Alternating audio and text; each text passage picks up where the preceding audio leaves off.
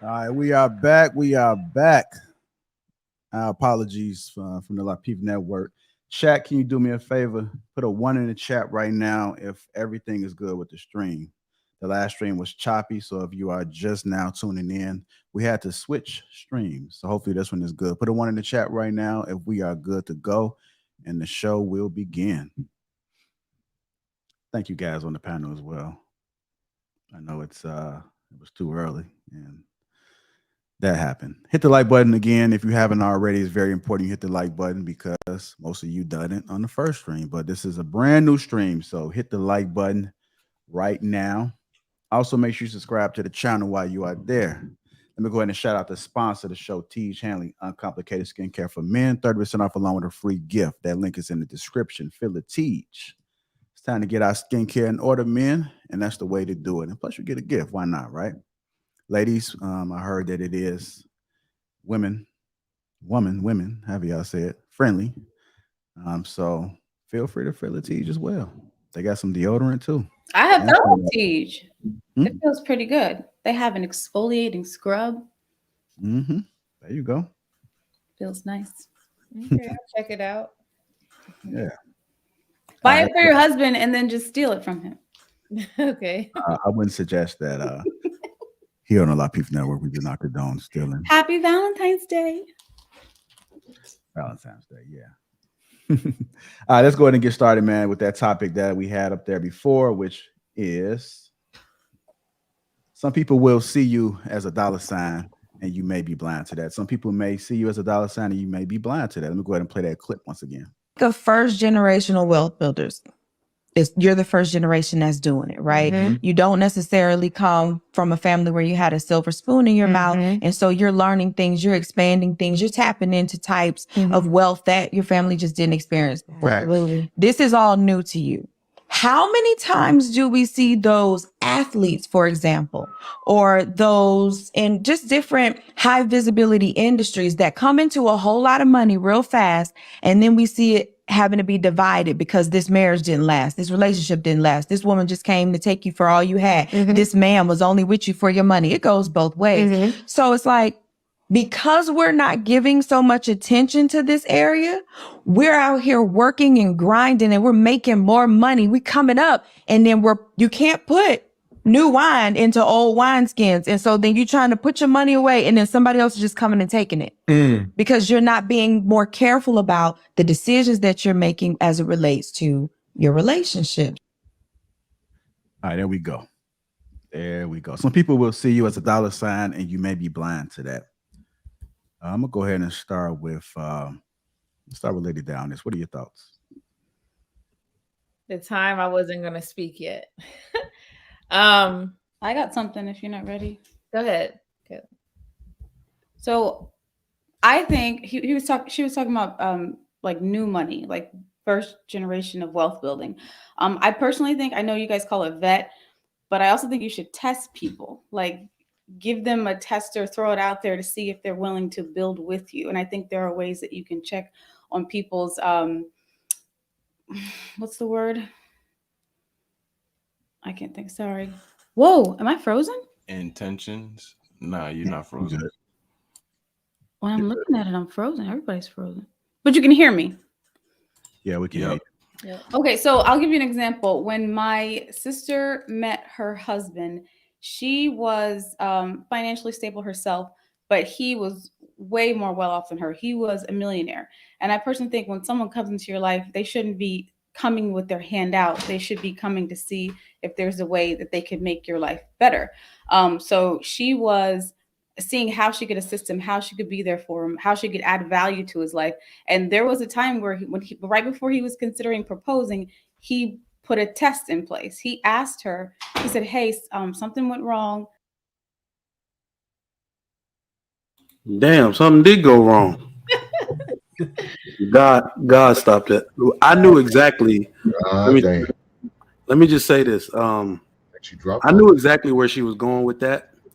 And I like the fact, I think she used the term high value, which was a part of my response anyway. So the funny thing about this, some people will look at you as a dollar sign. I don't really take offense to it because It's all a part of the game. Like we're literally biologically wired to participate in hierarchies.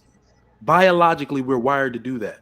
We are supposed to sort ourselves out into a hierarchy, and women and men alike will try their best to choose mates and behave in a manner that will increase their rank in the hierarchy. So I don't really, feel any way about people acknowledging that they're trying to do better in life or get with somebody that's more beneficial to them than the last person was. That's literally how we biologically wired. So the way I look at it is, because a man, like a high value man, is a man that has the ability to produce wealth. A high value woman is a woman that has the ability to sustain it or increase it. Right? So that is really how I look at it. Where it's like, if you look at me as a dollar sign, y'all watch that show Bridgerton, right? Okay, that show, like that Regency era stuff, where they're all like, this is how you're supposed to marry. You marry within your station or above it. Like that stuff is really just real life. People act like they frown upon it. That's how life works.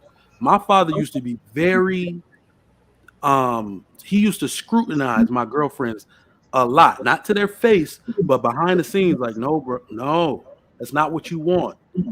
What does she have going for herself? Like, you can ask girls small questions and they'll lead with their ambitions and stuff. He, in his head, he's like, what does that have to do with you raising my grandchildren? You haven't talked about kids not one time. So I'm not going to get any grandchildren out of you, and cancel her, right? So he's letting me know this woman is not going to bring value to your life. She's looking for, she thinks she's a high value woman because she's trying to produce wealth. That's not what men look at. So any woman that's really trying to look at me as a dollar sign, I heard it, and my bad for not giving credit to whoever said it.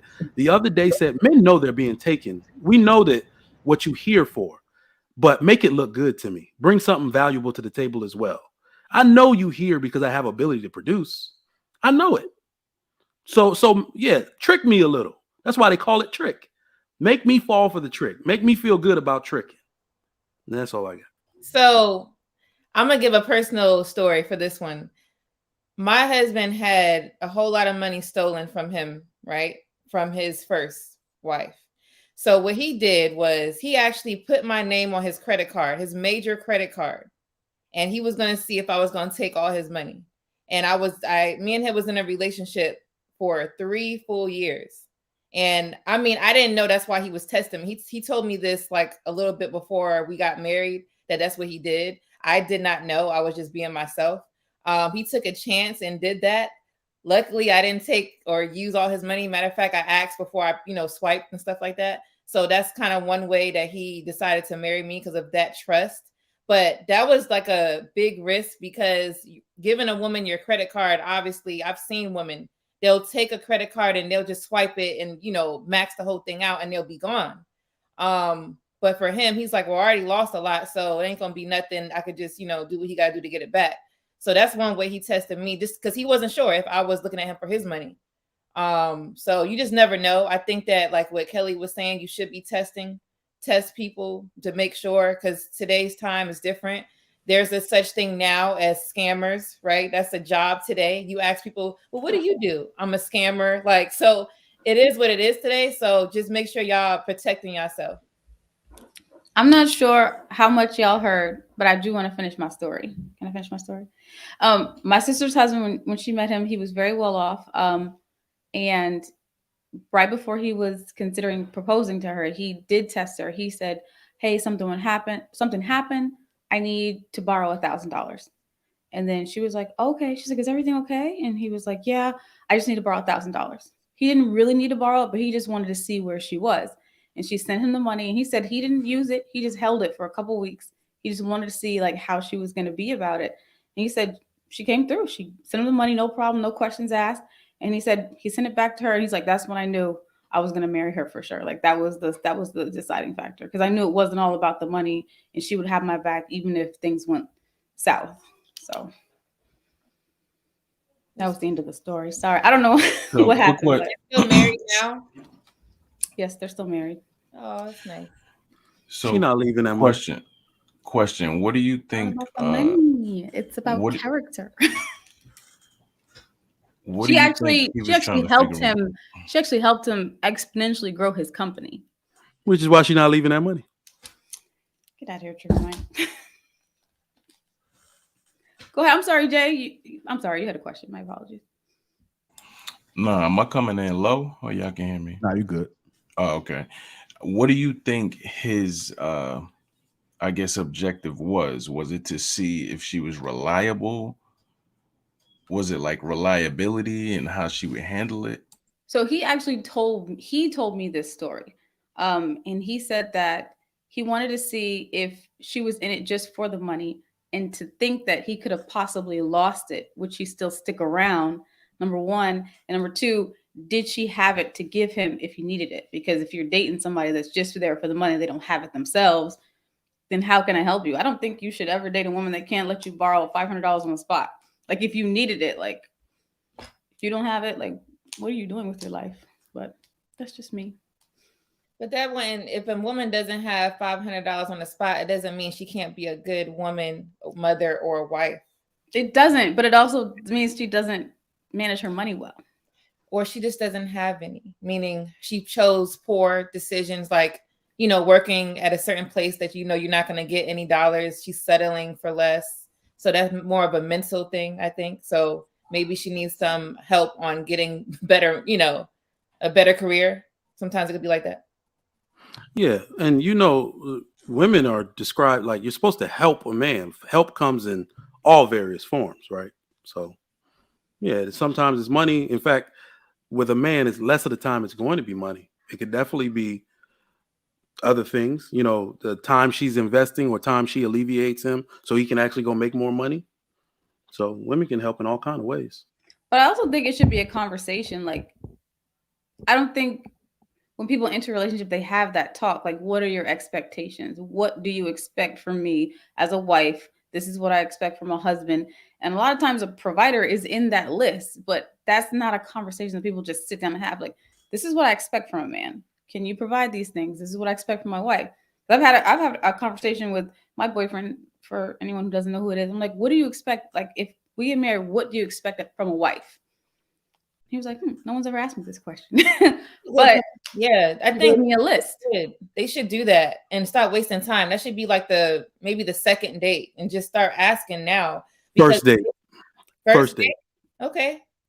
If they have expectations and you can't match them, you shouldn't even be together. Like, I'm not willing to give you sex 3 times a week. I'm not willing to cook every day.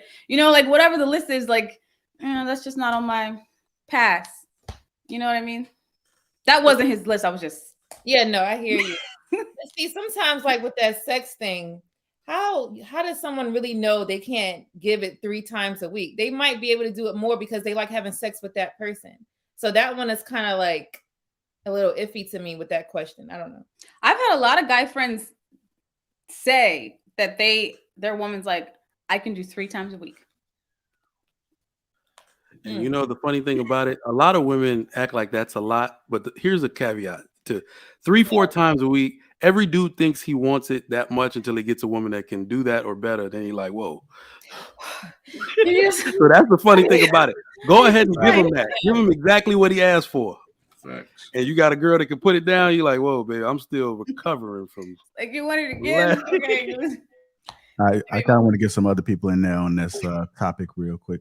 Go ahead, Louise. What are your thoughts, sir? So for me, it's kind of interesting because one thing that I always think about is, people who don't understand their value or don't understand their worth, they'll always come across people who will determine it for them, right?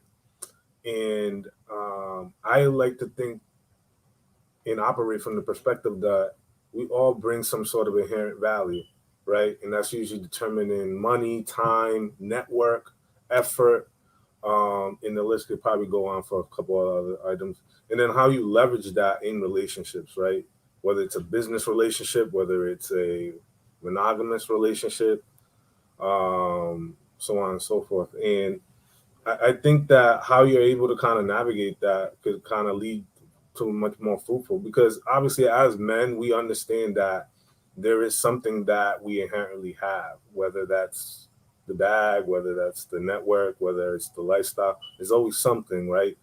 But you always want to find somebody that could grab that and multiply that, and and just continue to add that consistent value. And one thing that I always kind of think about is, kind of community, right? Like that community value. You're always around other people who have either resources or have certain network connections that you can rub elbows with to kind of take it to that next level. And I think that's a deciding and determining factor whether you're going to grow with that said individual that will help you get to that next level. But I mean, in terms of people, using you for your resources, we're all kind of meant to be used in some way, shape, or form. I think it's just that we need to kind of set those boundaries in terms of how far that goes and how we want to be used and add value into others. What are your thoughts, Balance? I think I agree with what everybody had to say. I think testing is a great point. For me, in the past, a man has tested me with his cryptocurrency. So he showed me how to actually trade and gave me his login and all of that. So I learned how to trade and a whole bunch of stuff, how to buy and stuff like that. But there was a lot of crypto in there. If you were and a I bad didn't woman, touch you it. could have traded it to your account. All that money out. But I think just learning the skill set was worth more than taking somebody's money. I wouldn't take somebody's money anyway, but there are women that would. So it is a smart idea to test whoever you're dealing with, especially when you have something to lose. So I agree with that. Brother Hink? He added value to your life, though. He taught you a skill. So that's awesome. Exactly. And I was very grateful. Brother Hink? I ain't trusting no heifer with no money with mine that doesn't have my last name. There's no damn way I would trust a woman with no money of mine that doesn't have my last name. There's no damn way. Because with that statement Kelly just made, you could have found a way to put that money in from your account to mine. No, hell no. But she's not the only one that would say that or think like that. I said if she was a good woman, she could have talked like that. But I don't see him as good. I don't see you as good. You're not good until I determine you're good. So I wouldn't go too far with testing a woman on the first date. I'm just going to ask you my just general questions on the first date because she's not going to stay long, depending on the answer to some of my questions I have. So I don't need to know if you want to be married or kids on the first date. I don't need to know that. I just need to know the general. And I'm just going to sit back and listen. If you talk about your kids or talk about that you want to have kids, that's cool. I'm not going to ask any questions because I may not even like you enough to even care about your goddamn kids or your future, depending on how you talk and how you come at me. I'm not going to waste my time. That's why you only get a cup of coffee at Starbucks. But hey, can I say Yes, this? ma'am. We're not talking about the first date, first of all. And then to be honest with you, that's what somebody was talking about. They said talking about the first 2 days. Yeah, you should have the expectation conversation on the first date. I don't need to have expectations on the first 2 dates. We may not make it. But hey, I got to go further than 2 dates, 2 dinners, or 1 coffee and a dinner before I let you know my expectations. But hey, everything's a risk. If you're getting to know a woman, it is a risk. Why are men so afraid? Not all men, but a lot of men are afraid to take the risks. Risks are a part of life. See, it's no risk for you though as a woman. That's not true. It's no risk for you as a woman. Look at all these single moms. They take the risk. Again, it's still no risk for you as a woman. It's a huge risk. Let me finish. I didn't interrupt anybody. It's no risk to you as a woman unless you're having a child. Now, if you're having a child, you're taking a risk by getting pregnant. Not everybody has a child, though, Balance. Not everybody has a child. So it's a risk if you had a baby, yes. But if you make it through that risk, you're good. You're coming out on the other side, you're good. Because financially, I'm taking a risk. Emotionally, I'm taking a risk. Morally, I'm taking a risk dealing with you. Because again, y'all ladies don't like to let your body count be known, right? So now morally, do I really want to deal with a woman that's a whore or reform whore or ex whore? No. but I won't know the truth because I don't even waste my time asking because you're not going to be honest with me, right? So I'm taking a chance right there. I'm shaking the dice right there. Most of y'all lady already know. Yes, A man probably has a high body count. That's a common thing. Y'all already know that going in. Y'all really don't care. But men do want to ask, yet men don't get the truth and the honesty in up front. So we to the point we're numb to it. We don't even really want to ask no more because we know we got to multiply times 5. Hey, right? you So another risk, hold on, let me finish. Another risk is the risk that we take financially. Because y'all expect for us to take care of you guys, to make sure that y'all good and provide everything and all things, right? So what are you going to do? Are you willing to do one pot? Or you want to do 50-50? Or it's about what I seen a clip on, you give 100%, I give 0%. Is that what it is? So that's not a risk for most of you ladies. On the way out, if I decide or you decide that you don't want to no longer because you're not happy anymore, now there's another risk a man is taking that you're not taking for real. Men have to pay for that lawyer to get a divorce. Women, I could charge that lawyer to you if I choose so. I can also get alimony if I'm eligible. I can also get child support, depending on how many kids we have. And depends on what state you're in, if there's a cap or not. So those are risks a man has to take every time. There's other risks depends if the man makes there's other more. risks a man has to take if a woman has a smart mouth. So she goes out and gets to an argument, altercation with another man. That's a risk. I got to put my life on the line and stand up for your name and your integrity and get into the altercation, either pull you away or I'm gonna have to get down. One of the two normally happens. So you're not going to do anything. You're not going to be the one that might have to go to the hospital, get bandaged up, go to be all beat down and beat up, or maybe even embarrassed if you take that ass whooping. Now, how much respect are you going to have for that man then? If he gets his ass whooped right there in front of you? Probably little to none. So those are my risks, or any man's risk that he has to deal with. So I think women have a lot of risk too. If the woman makes more, everything that you said a man is liable for it, she's liable for it. I think one of the twins, the Maori twins, is going through that right now because she made more than her husband. It's rare, but it does happen. Women make more than some men these days. There's a risk of time. You say that women have a time clock. They run out at 35 or whatever. Men get more valuable. So she's risking, what if she spends 5 years with you and you're like, I don't want to marry you. I want the 25-year-old. So she risks all that time and her value goes down, according to you guys. She risks embarrassment if you cheat on her, trauma if you don't stay with the relationship and she invested all of her emotion into it. And she can risk pregnancy, ruining her body, risk abuse if the guy's not a good man. Like there are risks on both sides. I just think the conversation is always one-sided and not balanced. And I think in a real life relationship, the two people who are trying to be together do like each other and they're both trying to make it work. It's not always about, oh, I have a vagina and you've got a wallet. Let's see what we can make happen. It's like, I like you, you like me. Let's see if we can make this work.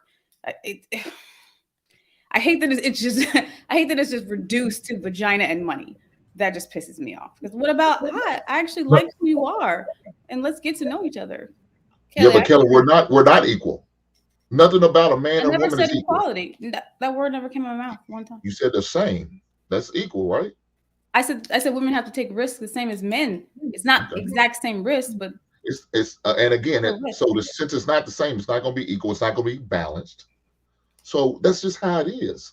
No, I mean the conversation being balanced. You're talking about time. Some of y'all women don't ever feel like y'all getting old, even though y'all may be 60 years old. Y'all act like y'all still 25. Still feel like there's no time limit. Y'all feel like there is no wall. What's a wall? So don't. No. Women transfer into the auntie. Act that way and carry yourself that way. I'm sorry, what'd you say, man? I said women do transfer over into the auntie phase.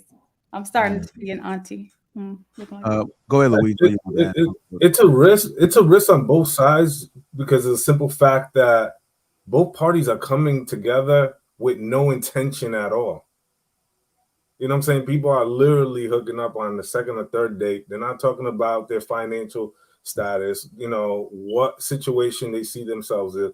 Do they want to become a homeowner? Do they see themselves starting a business? Do they want to upscale their business? What life expectations do you have in the next upcoming years? Nobody's really having these types of conversations, and it's really showing in terms of the outcome that people keep having. Because if these conversations are being had in the beginning, you can understand the person's perceived value, their intentionality for you, where they see themselves, and how do you fit in that puzzle of their life. No one's really asking these sorts of conversations to help them filter out all the, what is it, piss in the dating pool, right? Or in the dating scene.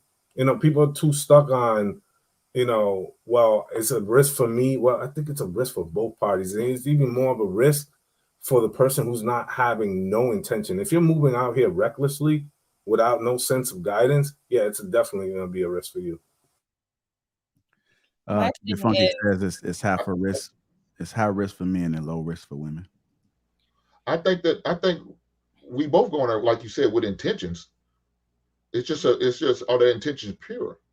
A woman is looking for a provision, right? That's what y'all say y'all looking for from a man. The man for provision and a man to provide. So those are your intentions, right? So they have their intentions. My intention may be to look for someone to be a helpmate to me, to continue my legacy. Those are my intentions. So we both have intentions. It's just about if they're pure or not.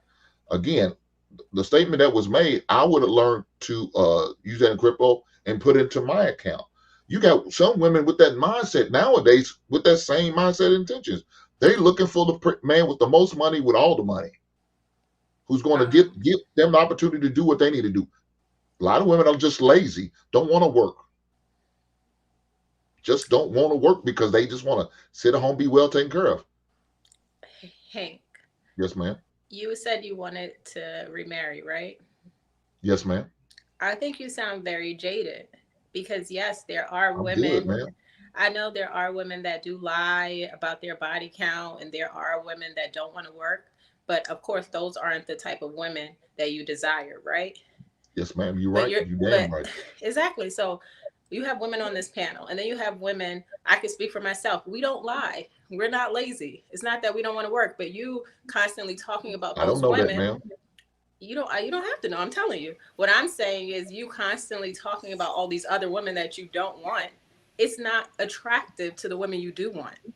So I'm just saying, like, there are women. But that's not true. Let me finish. Okay, you're right. Thank you. Thank you so much, sir. Appreciate you.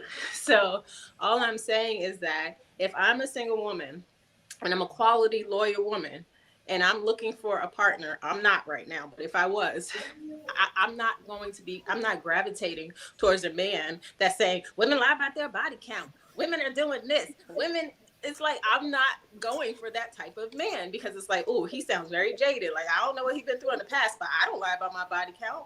I don't lie about working or how much I make or any of those things. So you're kind of repelling good women who may want to date a good man because of the way you speak about women who are not even in that category at all. So I'm just bringing it to your attention. That's all. I appreciate it. Balance. How many men have you been with? What do you mean, sexually, Hank? Yes, ma'am. This is what I'm talking about. I'm not going to sit here and talk about my sexual business on the internet. Let me. I didn't really want you to tell me anyway. But I just want to hear what you said to say. We're not going to lie. Guess what? Let me say this. My man. Hold on. Let me finish. Knows that. So okay. Just to be clear. I appreciate that. I didn't really want you to tell that, but I'm saying I just want to prove a point.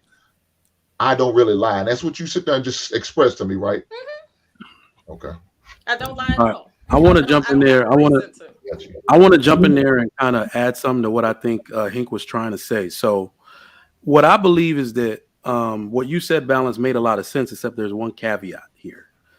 I believe too many modern women have adopted behaviors and ideologies of like feminism, let's say, and they present so well. This is why I'm on YouTube in the first place. All right. My daughter is a black girl. She's same skin complexion as me.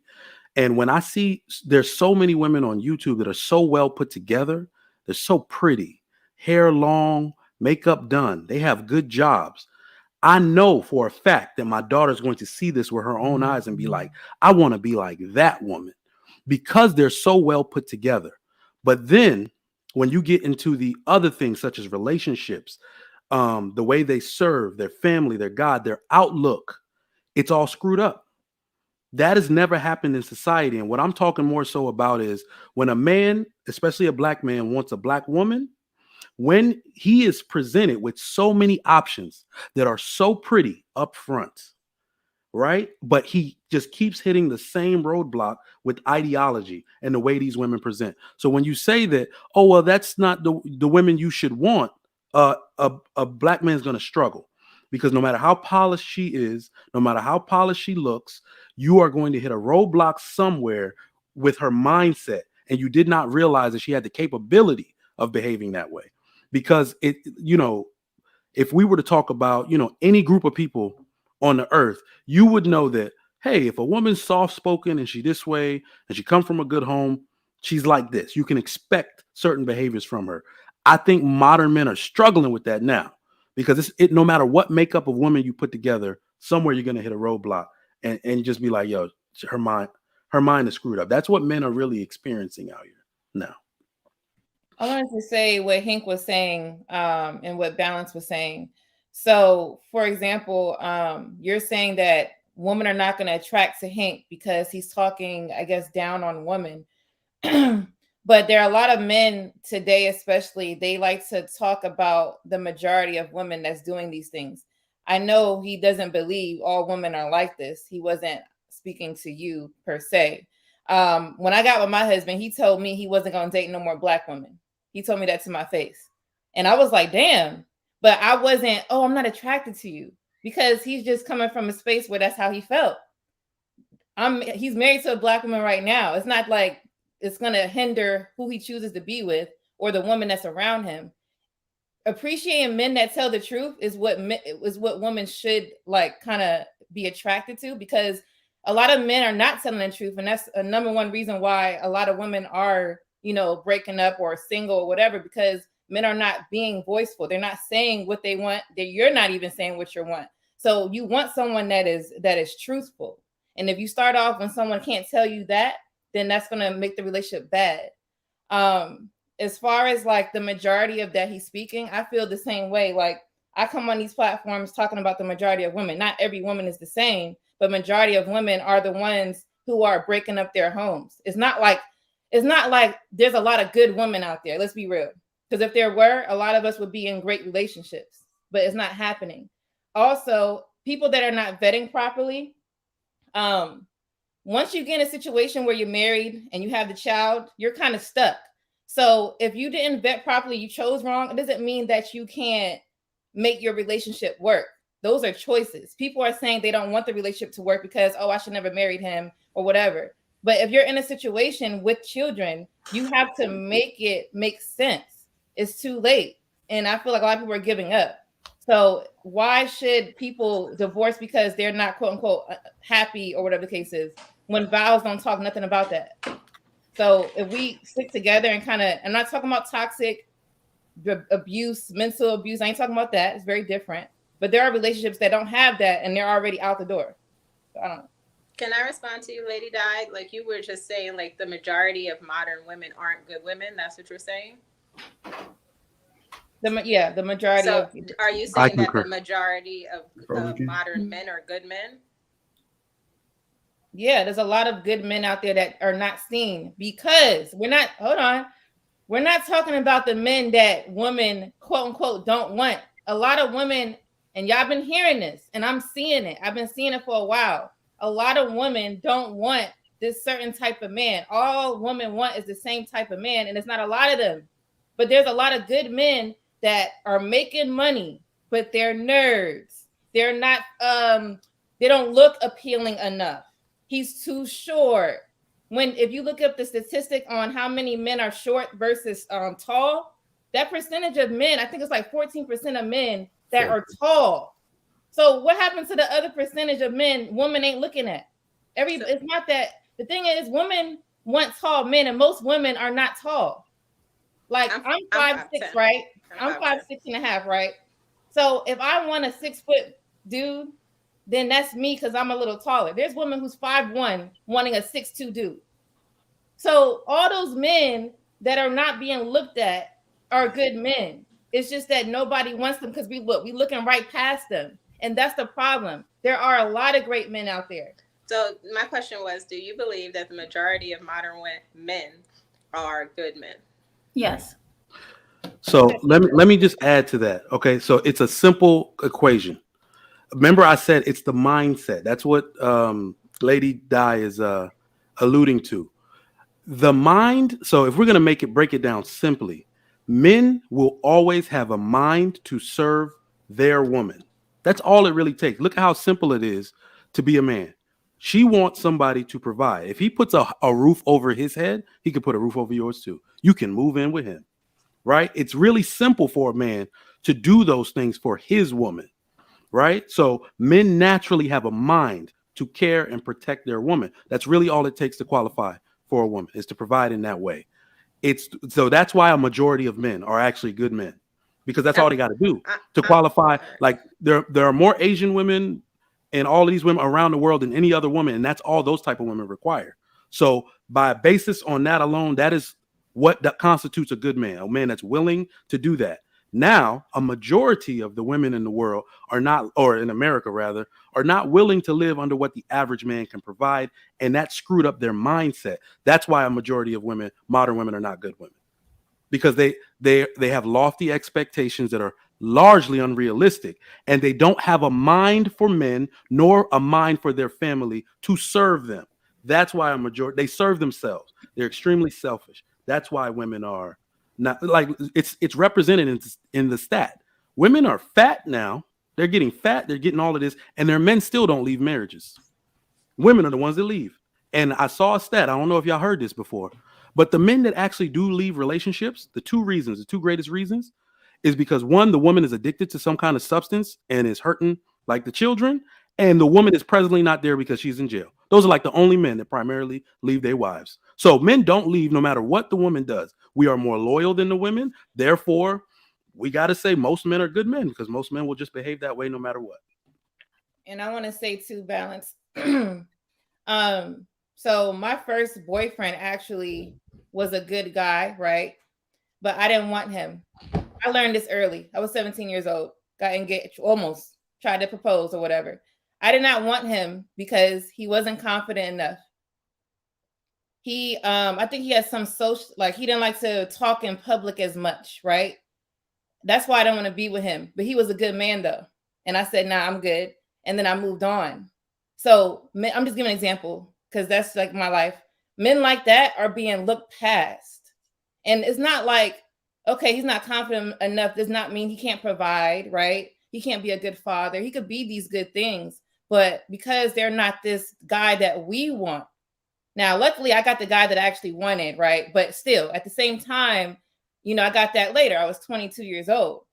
What if I continued that mindset? I could have continued to do the same thing, and then I would have been 25 years old. I would have been 30 years old looking for this type of dude that I'm not going to really find unless I have to, share and all this type of stuff that women say today. So it's like, after a while, enough is enough. I think that women should just kind of like, it's not settling. It's just reality. You're not going to get all these things. And sometimes you can. But then when are you going to get it? When you're 30, 35 years old? And that's barely, you know what I'm saying? So. No, I agree with you, Lady Di, that there are a lot of modern women who have very high and lofty expectations. That is a fact.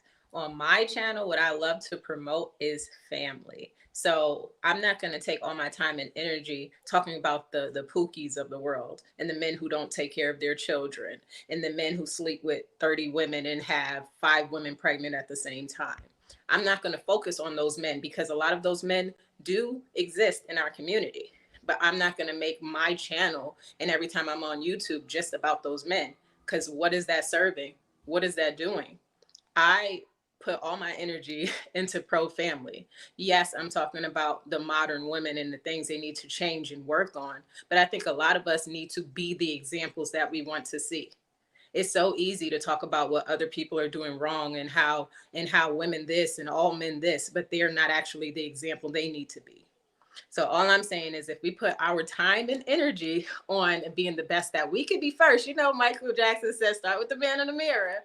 That's the start. But then also let's talk about the men who are doing good. I love promoting men that take care of their families. That's why I'm always an advocate of Ricky. And I love what Mike says a lot as well. So I love when men are family men that take care of their families. I'm going to put my time and energy and focus on them, not on the men who aren't taking care of their kids. Because if they're not taking care of their kids, you think they care what you have to say on a YouTube video? They don't care what you talk.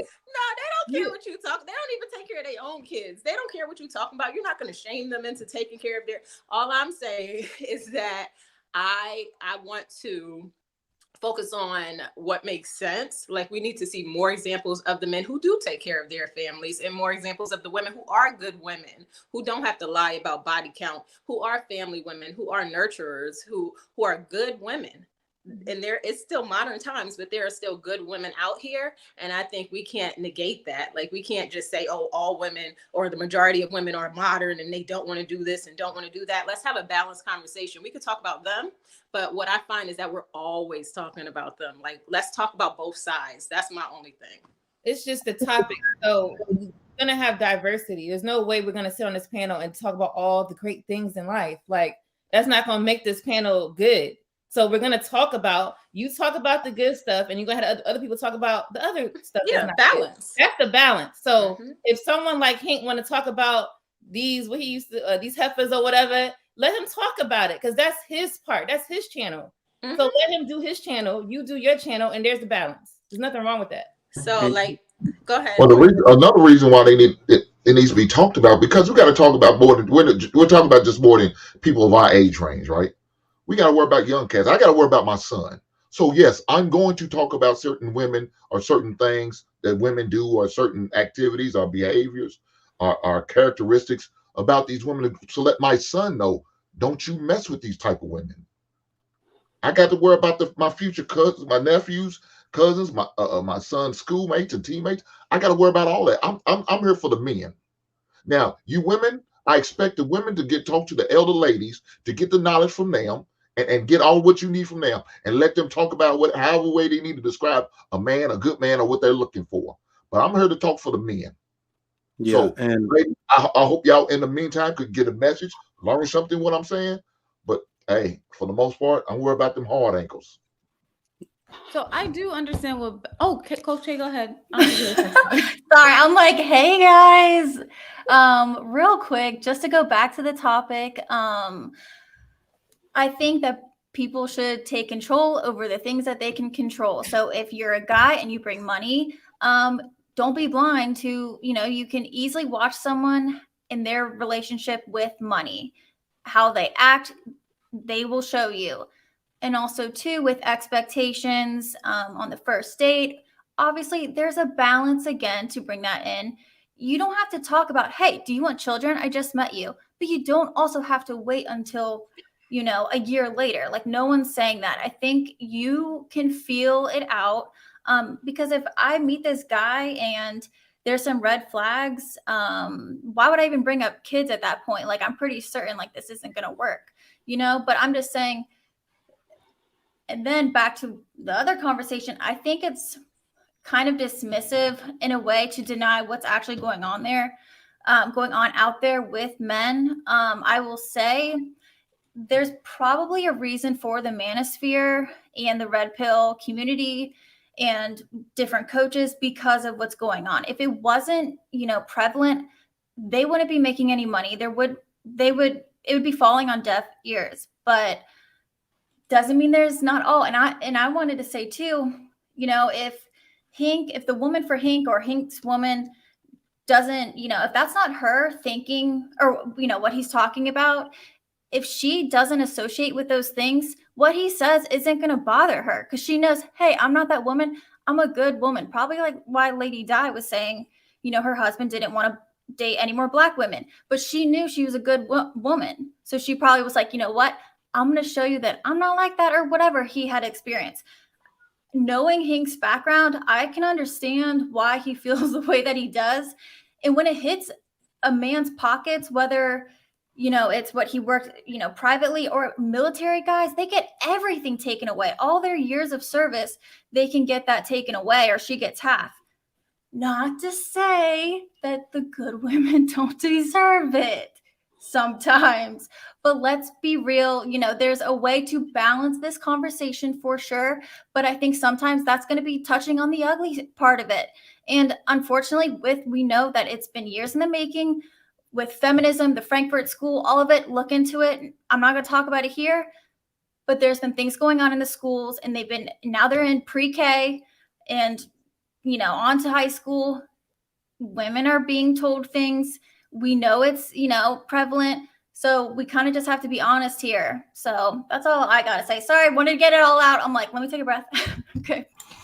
No, and one thing that you made clear when we talking about risks with men and women. I mean, you're right. Both people are taking a risk.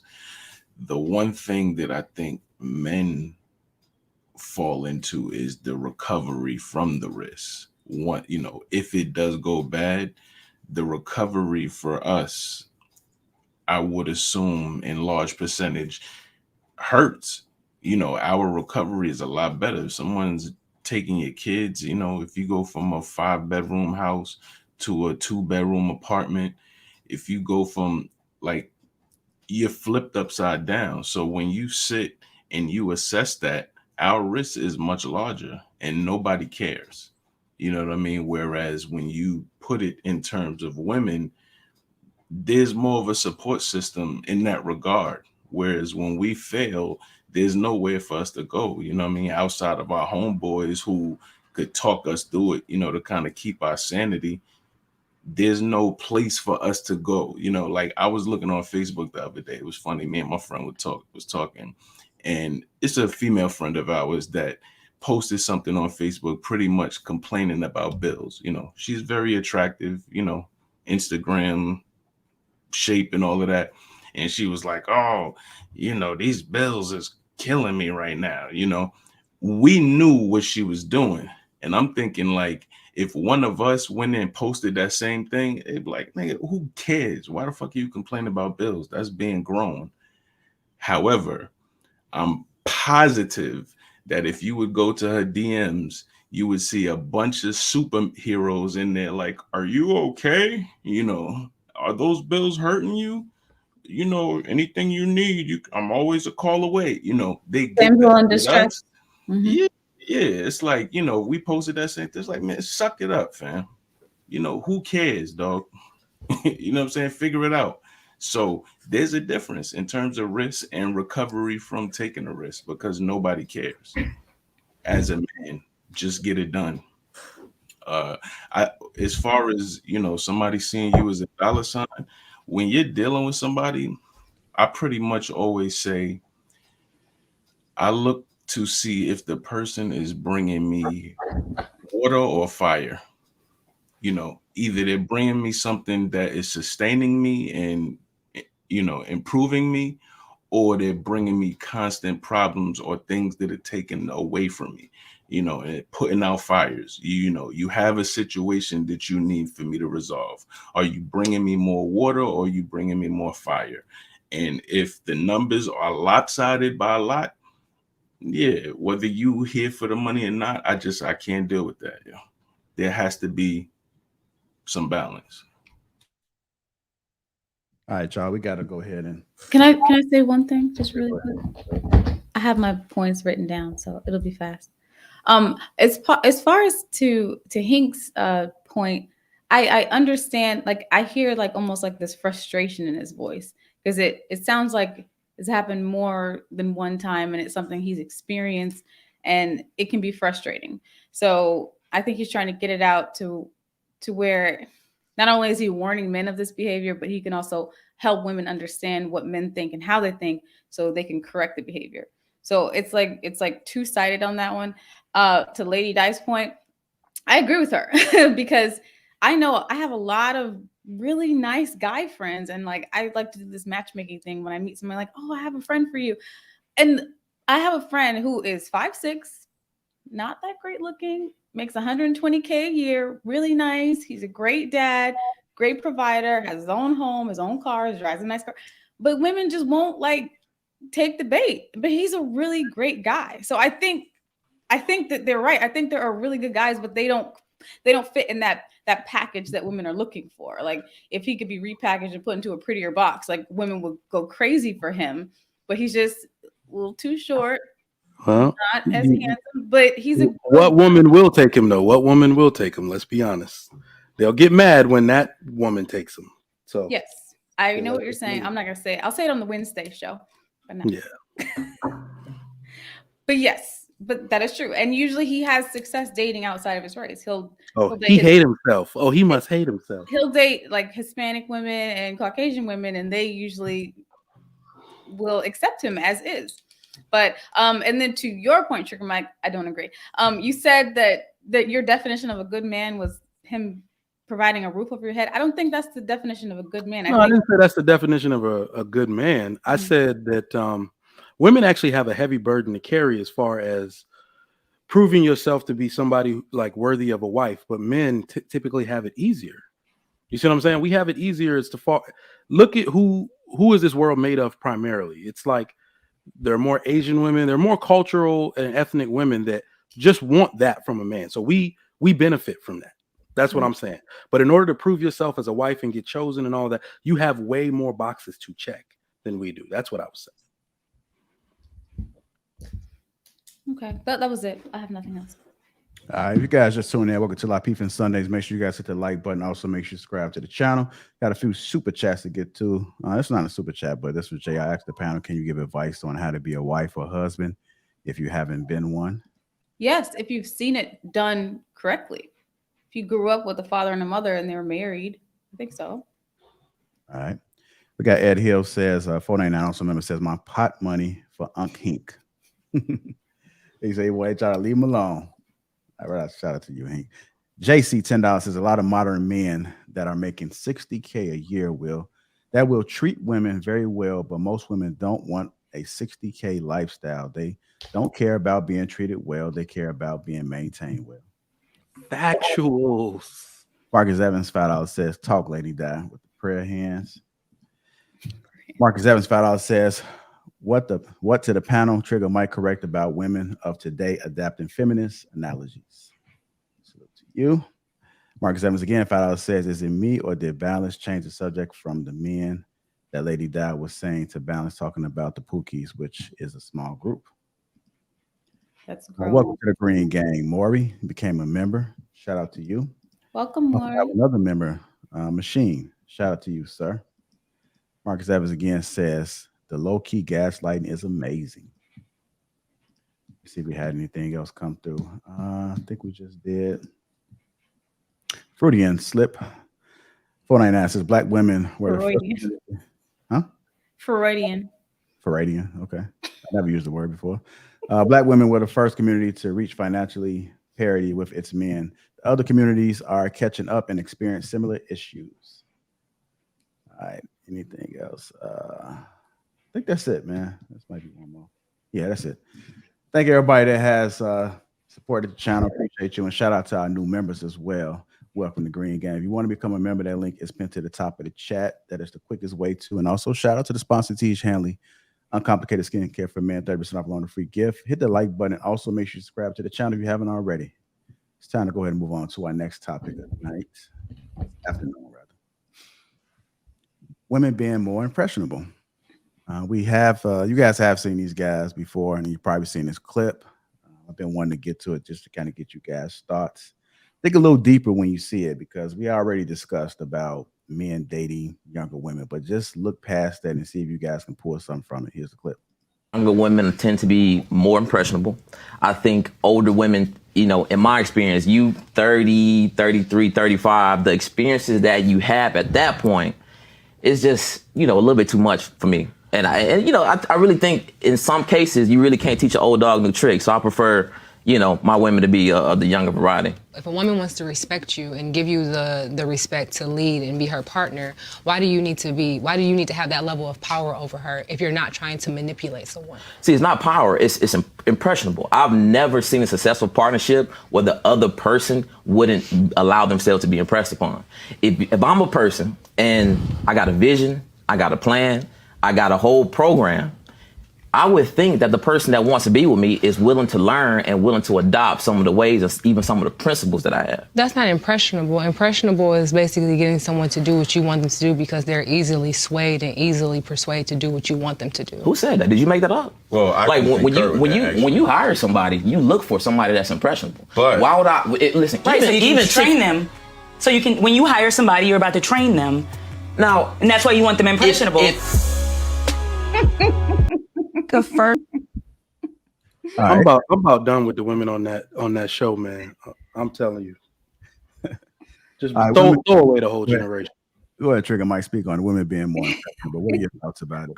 I didn't even want to go first, but let me just say this. The dude was absolutely right. And this is another example, like those ladies on that panel just being triggered, getting ready to, you could see them about to move the goalposts 100 yards away at the beginning of the conversation without even taking time to think, take a breath and digest what that man was saying at all.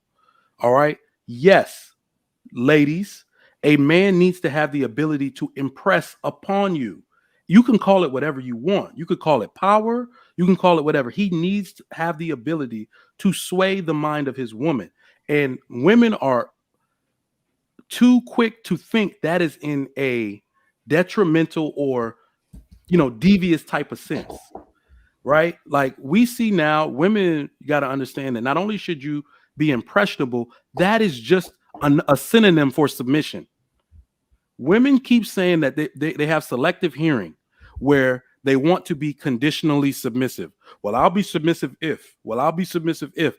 That doesn't tend to happen with younger women because they are amazed by their man. I always say that if she's not amazing to you, she's not good enough for you. But women tend to be amazed with older men. They tend to like men with more resources. A man that just has that type of older swagger about him that's experienced, even if it's sexually, more experienced in the job. Women love these type of men and allow those men to impress upon them. So it absolutely is beneficial and necessary in a relationship to have that from your man, period. So why don't men just become more amazing? No. This is the thing. In fact, men are actually the same. Basic care this is what I'm saying. Amazingness. Most women want men within their social age group. Right. And this is why older women are fighting so hard, because your mama told you had time, which you don't. So you waited till you were 30 to start taking this stuff seriously. But now you're not as attractive as that 25-year-old woman because you got pushback for everything, whether you're right or not. Well, I don't know. Why do we have to do it that way? Or I would submit to a man if he does this. It makes a woman insufferable when she does that. 25-year-old woman has the ability to be amazed by her man. Let me tell you something right now.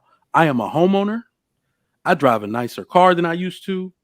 I got a 401k. I got all the. Let me go on a few dates with a 25-year-old woman. The panties will slip right off at the restaurant. Period. Because I am amazing to that woman. And that's what men want in a wife. The panties well, off easy. Exactly. But look at how much more that woman is willing to do. How much more she delights in your presence than a woman who's just like, that ain't shit. Why would we want that? I think it's easy to delight in a man's presence that's delightful. If a man's taking time to develop himself and building up who he is, he's interesting. He has more conversation. He's more delightful. I'm interested. I don't care how old I am. The reason I have a problem with impressionable is because I like definitions. So impressionable means easily influenced because of lack of critical ability. That sounds like you want to take a child and make her your wife daughter. So I'm not okay with that. What I was taught by my father is it's your job as a husband to cultivate your wife, which means to acquire, to develop. So you turn her into what you want her to be by developing the skills within her. Not like, you know what? You don't know nothing. Be this. Isn't that being Kelly, I'm not changing my definition. Impressionable. I still think let me just say this last part, Lady Di. The reason why she needs to be impressionable is because the one thing women lack, and I'm glad you said it that way, critical. You notice that women cannot discipline children. They lack that critical life thing. You took men out of the home. Literally, the entire ethnic group failed. Their children are failing. Women lack the critical ability to discipline. That is why a man's philosophy is so critical in the home. Even if he's not there, he needs to have a woman on his program to promote his philosophy in the home. So a woman that's impressionable will say, I am not going to do anything outside of the dictated philosophy of my husband in this home. I can't tell a 35-year-old woman that. Well, I think we should shut the hell up. I'm going to go get a 25-year-old then. Since you don't want to listen to nothing I say. That's what men are dealing with today. And I think they need to stop it. Yeah, go ahead. I also think men are dealing with that because they're with women that didn't have fathers. If you were raised by your father and you had to submit to your father's authority, it's much easier to submit to your husband's authority because that's just how you were raised. Not only are you right, but in a world or in an ethnic group where fathers aren't present, if you're going to rebuild it, you got to start from somewhere. And what I'm saying is a 25-year-old is a way more attractive option to start with than a 35-year-old. Unless you're just one of those women that listen. Right? If you go on those first dates and you're like, so let me take it to another realm. This is why men don't want to be stepdaddies no more. At least high value men. Is because if, let's say, a woman came with a child and she was like submissive to the point where she said, this is your house now. I will listen to what you say and you have the ability to discipline these children. More men would want to be stepdads. They would absolutely step in and do that. I agree with right? Because that woman is saying, oppress upon me. Even though I'm older, I am going to surrender. I'm not going to give you any pushback. But we know that's not what happens. As you get older, as you've conditionally had more trauma, you become more masculine. So that's why we need those younger women. And I think impressionable, it's easy for them to flip that word and make it seem predatory and negative. That's low hanging fruit. But I mean, realistically, you're looking for someone who kind of still has the stars in their eyes. You know what I mean? It's still kind of their pilot light wasn't blown out. Like I can look in a woman's eyes and just be like you've been destroyed. Like I can see if somebody was destroyed by the look in their eyes and their hands and their feet. Like you punched a lot of sheetrock. You know what I mean? You fought and I don't want to be a part of that. You know what I mean? I want somebody that still is open to new ideas. What happened? You know what I mean? Like I want somebody that's open to ideas. Somebody where we can bounce stuff off each other. I'm not doing that. Nope, I'm not doing that. That's what I take as impressionable. Like they're still open to ideas, still got the stars in their eyes. They haven't been just pummel horsed by life and just bad decisions.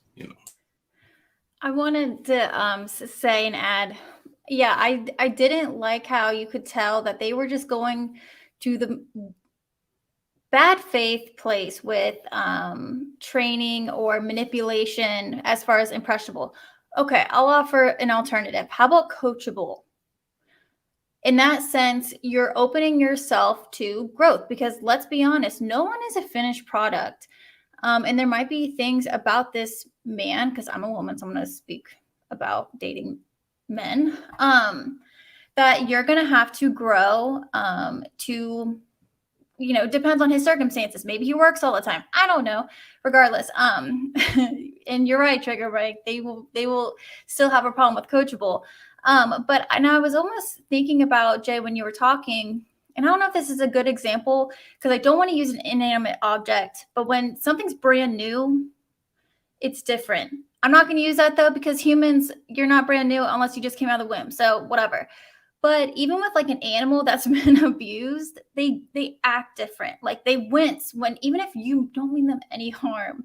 And that might be, a stretch, but we can kind of understand they're going to have baggage. And let's say a man wants children, got to consider that. But I think we can all kind of come to the table with some understanding. We all know what he means. And I think it's fair to say. So, yeah, that's it. I wanted to say, I'm just asking. So there's words that's being used that may be triggered, women, men, whatever, are triggered by. So the word impressionable, Coach K says coachable. I mean, it's all alluding to the same thing, in my opinion. I just think that as people, we probably just have to do a better job communicating. So letting someone explain what they mean first before someone jumps to a word, that will stop a lot of confusion. And that would be best to happen in a relationship too, because even if you're with somebody, even myself as a married person, I'm not, for example, me and my husband are not from the same type of place. I'm from the North, he's from the South. So even today, like there's words that's like, well, what do you mean? What does that mean? So I just think if we just let people explain themselves first and then go, well, no, this is not what I believe or whatever, will be just a better judgment and just a better conversation instead of having arguments. Which is why I like to look up the definitions before I start having the conversation. And not even the definition. You could do that, but then hear what their understanding is, because you could pull up the definition and they may not believe it to be the same way. So still understand what they're saying first, and then be like, well, hey, this definition doesn't really say it like that, but I do, you know what I'm saying? Do it like that. It's better. I respect that, but I also have an issue with an older man coming at a younger woman because she's impressionable. I think about the fact that if I have a daughter, does anyone else on the panel have a daughter? If your daughter was in her early 20s and some guy with his oozy, hairy dad bod was like, ooh, she's hot, she's impressionable, I'm gonna go get her. Like, how would you feel if she brought her old man boyfriend home that wanted her because she was impressionable? But that's the trigger. Right. How old was he? All right, let me ask this question real quick. Let's say 40 to 25. Let's use that. So you're talking, that's the trigger I'm talking about. You related it to an older guy talking to a younger woman. Because that's what they said. Don't choose someone your age in her 30s. Choose someone that's 10, 15 years younger. So I'm thinking about for my daughter, if I had a daughter, would I want some 40-year-old guy coming to prey on her because she's impressionable? Prey, that was an interesting choice of words. Yeah, that's the word I meant, because my father used to always say that. He said, be careful when you talk to older men, because he used to say this, they like to talk to younger women because they're easy to manipulate. Yeah, that's absolutely true for manipulators.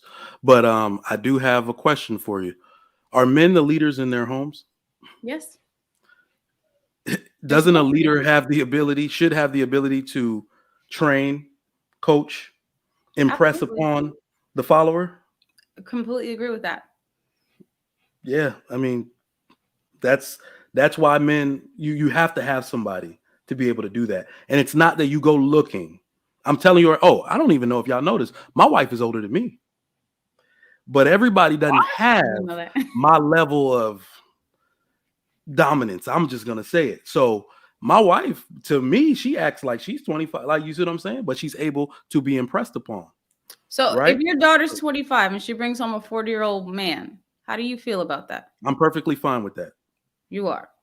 I am see, like, listen. Okay. A woman is supposed to be attracted to a man with resources like that. She can't bring home no 40-year-old broke ass dude. Nope. Right? I will 100% like see what she's doing. If this man is like, my daughter's probably gonna be a doctor. She's, something like that. And the chief of surgery took a liking to her. They were assisted each other in a few surgeries. And she's like, Dad, I know you may have an issue with it. No, I don't. Look at this man's credentials. Look at what he's done in life. If I was a girl, I'd like this nigga. And it's funny. Listen, as long as you practice what you preach, I'm okay with that. Okay. How old, Kelly? What's the age difference of your mom and dad, or is there an age 4 difference? years. 4 years. The culture of younger women dating older men has been out there. I remember being in 8th grade or 7th grade and girls dating high school dudes. We had no chance. We sitting around here listening to stories, and We like, damn, we right here every day. Nope, they waiting for dude to drive through from the high school or come through from the high school and pick them up. You know, younger dudes were always in competition with, you know, older men. Or if she was a junior or senior in high school, we was in college, you know, the college dudes. We were always in competition with that age gap. Now, there are instances where it's predatory, but in a lot of cases, that's usually the norm. You know, Trigger Mike situation. And that's the thing. People are a lot, you're as old as you feel and as old as who you're around. You know, he's saying that his wife is older. Who knows? She probably has a young spirit. And when you're around younger people, you can see the people that are older and they look older, and you see people that are younger that look old as hell. You know what I'm saying? Just they got an old soul, or their experiences have just beaten them down. You know, like for instance, Kelly, you thought I was what, in my 20s? I thought, Or yeah, my I thought you 30s? were. I thought you said you were 27. Crazy. You know what I'm saying? Like, that's crazy. I wish I was 27. You know, You're not I 27. just want everybody to understand that we're talking literally about anomalies right now. Like, that's the part that's kind of killing me. Because like a husband marrying a wife, 34% of all marriages are within 1 or 2 years of each other. A husband marrying a wife 20 years, his senior, is 1% of all marriages. Literally 1%. So this like 10, 15, 20 years, like that's a small sliding scale. Like you just said that your mother and father are like 4 years apart. That's literally 20% of all marriages are 4 to 5 years apart in difference. So when we're getting into this 10, 15 and up range, that's literally a small threshold. And usually that's accompanied by some sort of wealth, status, notoriety, that kind of separates everything else. Everything else is just background noise.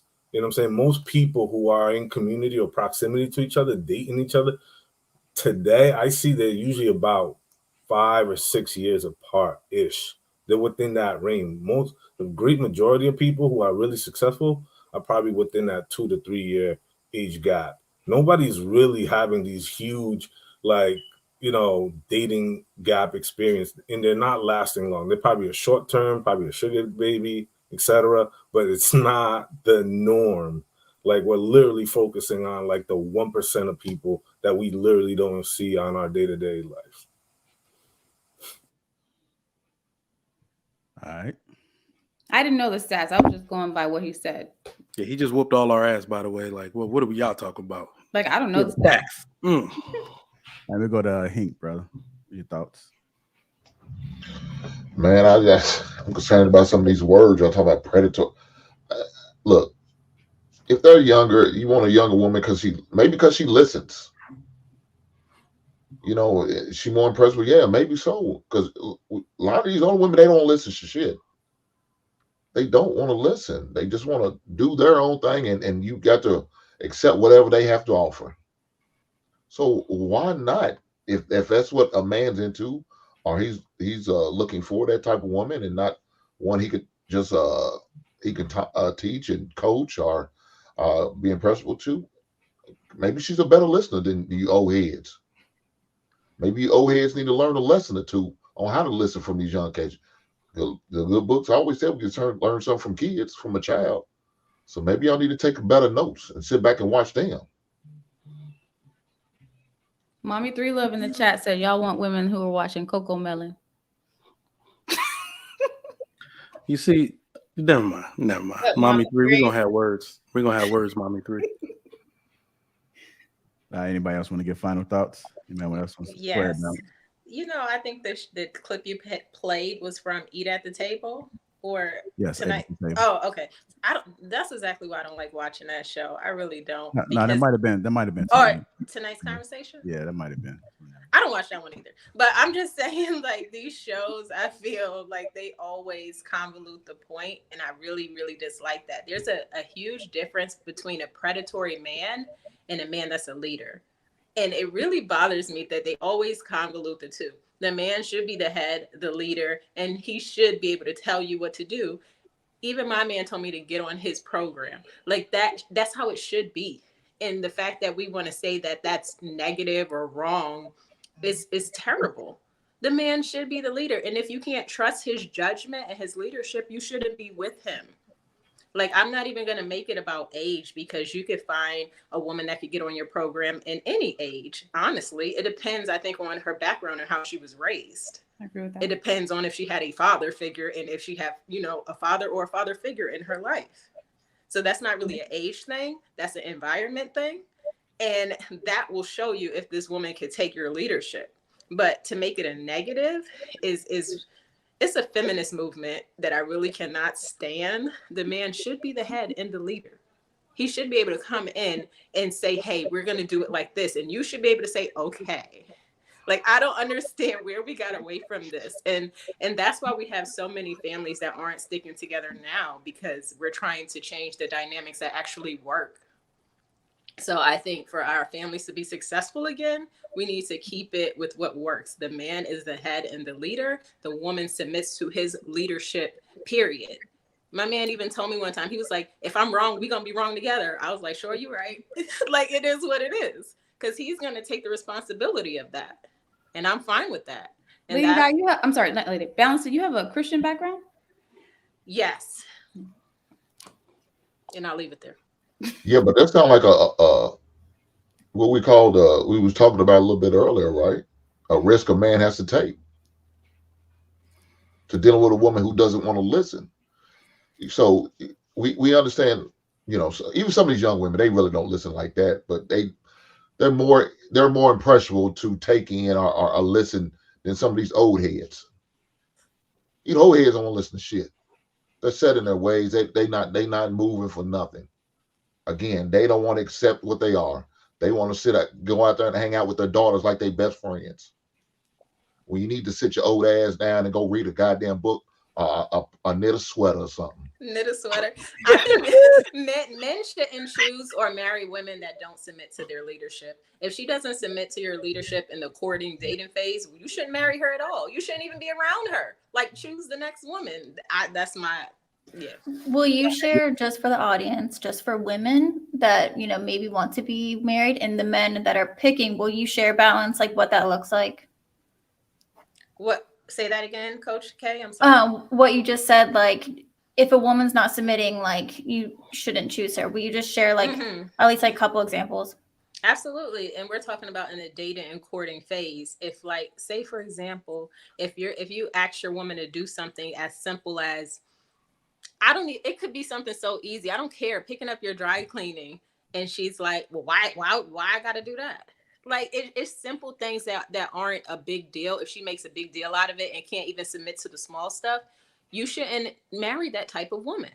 Like, if a woman can't get on your program where you have the final say in whatever the decision is, it's so many examples. Don't be with that woman. That's what I'm talking about. If she's going to argue with you over every little thing about where you're going, about, I don't care where you're going to vacation. If everything's an argument, that's not the woman for you. You don't need to try to change that woman. You need to get a woman that could easily fall into your program. That's what I'm saying. What if, for example, about how she dresses, how she wears her hair, like things like that. You shouldn't have to tell a woman, don't be naked on Instagram. If you have to tell a woman that, that's not the woman for you. She should already come knowing that. And that's where men go wrong a lot of times. They want to argue with this woman. No, you shouldn't be naked. You shouldn't be with that woman. Go ahead, Lady Di. What if a man says, hey, I don't think that your hair looks nice that way. Can you wear it this way? What do you say? If you want that man, change your hair. It's not that deep. Okay. My mom wanted to cut her hair for years, and my dad said I prefer it long, so she kept it long. There you go. It should be. I'd rather a good man. Like, a hairstyle is nothing. Yeah, that's good. I'm glad you guys said that, and that's what some people need to hear, because there's women on here that would not. They're like, okay, all right. Let's go to extremes now. Okay, if I like breasts and she wants a breast reduction, what? Is it hurting her back trigger? Oh, y'all not submissive. No, y'all not it submissive. depends. It depends because some women's breasts are so big. Some women's breasts are so big it hurts them to walk. Oh, y'all not submissive. You know, my mother had it done. Yeah. So bye. Some women have huge breasts. They can't even find a bra size to fit them. If it's affecting their health, it ain't affecting your health. Go do some exercise. Strengthen that back. Time out. There are some women who have like F's. You know what I'm saying? Okay. They can still get it reduced and it'll still be big. I got them, fellas. I got them. Wait, they not Trigger Mike, I got a perfect real life example. Like, I love fitness. I go to the gym like 5 days a week at least. My man likes women who have more curvy shapes. So he's like, you can't get too muscular. I want to get like big muscles and stuff. And he's like, no, I don't like that. So now I'm like, all right, I'm not going to go that far, but I would. But he doesn't like that, so I'm not going to. So you got to keep your tone. And honestly, Bounce, you would have to either run something or eat so much protein for that, even, and lift so heavy for even that to happen. But I know what he means. I'm sure. But Trigger Mike, I feel like if your wife said to you, "Baby, my back is killing me. It hurts to walk. Every time I walk down the stairs, they bounce. That it hurt." I'm sure you will be okay if she's like, "Can I get him a couple sizes smaller?" I'm not gonna answer that. What if a guy? What if a guy says, and everyone on the channel, the chat. What if a guy says, "I want you to have a baby natural, no medicine"? I've done it. That's my goal.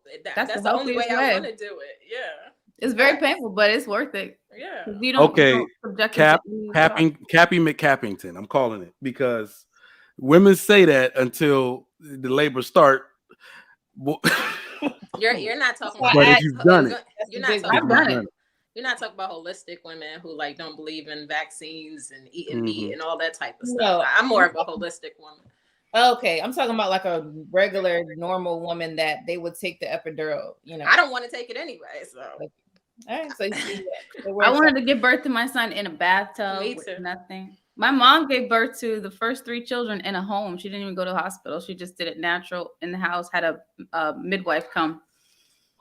So you guys breastfeed? You guys breastfeed too?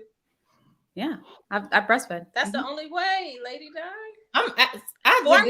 Formula is poison, but that's a whole nother panel. So yeah, I'm just asking. So that's what's up. You ladies listening, please take note.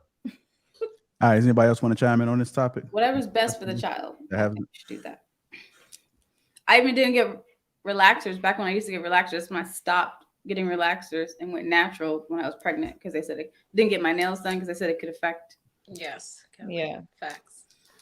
You guys just tuning in. Welcome to LAPEEF-ING Sundays. Make sure you hit the like button. Also, make sure you subscribe to the channel. Safe Talk with Leah is coming up next, you guys, at 3:15 Central Time.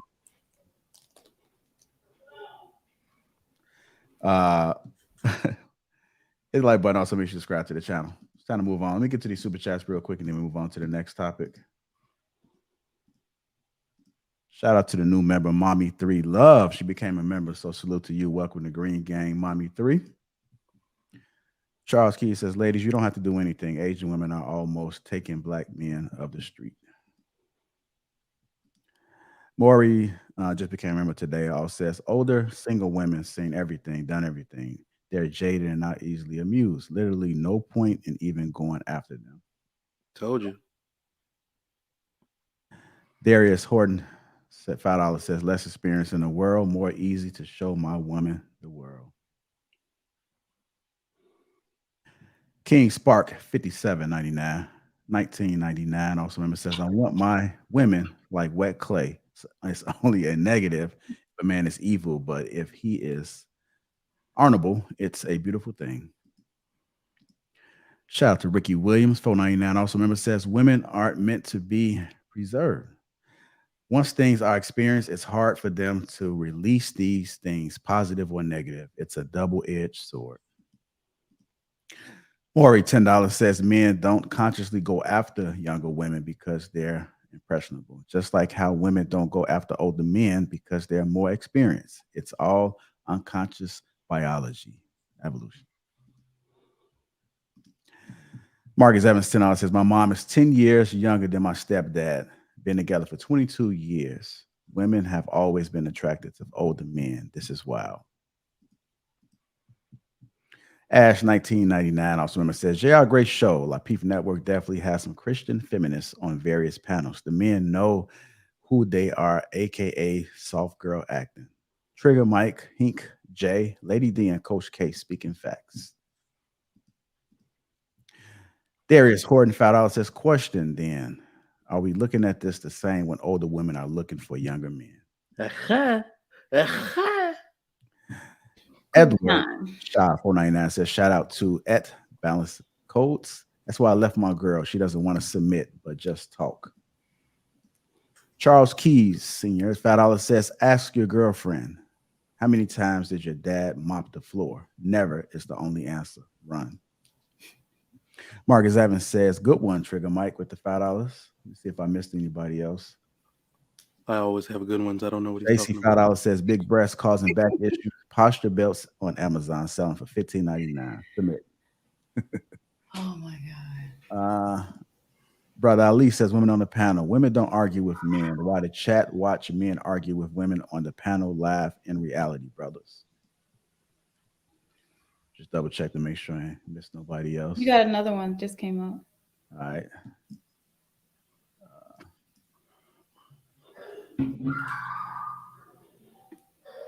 Hey, Kelly, not muting. Shout out to my brother Ali with the $49.99. As Ricky said, he got some money. Hink, I see you, my brother. Salute to the Lapeef, the panel, and the entire chat. Salute to you, brother. Appreciate that $49.99 super chat. Official sponsor of the show, man. He's the highest donated today. We'll see if somebody else match a little higher. But right now, brother, you own that spot. All right, I think that's all for right now. So let's go ahead and keep it moving. How y'all doing, panel? Do we need to call HR? We good? Not today, JR. It's very good. My feelings are hurt. Fill-up report need to be filed, huh? Not today. I don't know, man. I'm gonna go ahead and show y'all the report because I thought it was a game until I actually seen it come across the desk. I'm like, damn, this is a reality, huh? This is what we really incorporating. So, world is ever changing, man. But I guess we have to be considerate of other folks' feelings these days, right? Then church ain't say amen. Fuck their feelings, JR. Fuck their Amen. feelings. Amen. It's a sense of the world. Flush their feelings down the toilet. All right, so let's go ahead and get to this. Let me go ahead and get the clip up before I do. Hit the like button again if you haven't already, and also make sure you subscribe to the channel. It's been a great show so far. It's 849 people in here right now, and I think the likes were very low in the 200s. So hit the like button if you haven't already. Even if you don't want to interact in the chat, just hit the like button. That's all we ask for. It is free. And if you hit the like button on the old stream, hit it again because you may have forgotten to. So let's go ahead and get that cracking. All right, our next topic of this early afternoon is why highly attractive women are less likely to get married. Why highly attractive women are less likely to get married. I think you gave me this topic, Kelly. Here's why attractive women are less likely to get married. In order for a marriage to work, you need to be incredibly forgiving and show a lot of compromise. Now, because attractive women are surrounded by men who are constantly making them promises, whenever her partner's behavior is fallible, she believes that she doesn't have to put up with this because there's men willing to give her everything that she's ever asked for, even though it's not true. And as a result, she becomes less tolerant and compromising and more likely to walk away every time things are becoming difficult. Second reason is throughout the course of a marriage, they tend to desire their woman less and less.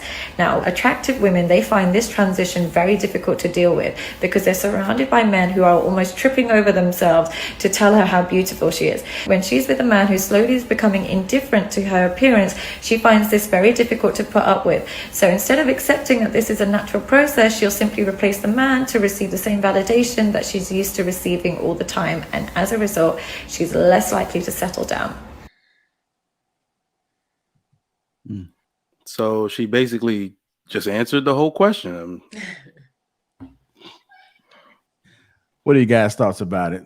Go ahead and speak on it. If you have some input, we don't have to go around the whole entire panel, but only if you just want to speak on this topic in particular.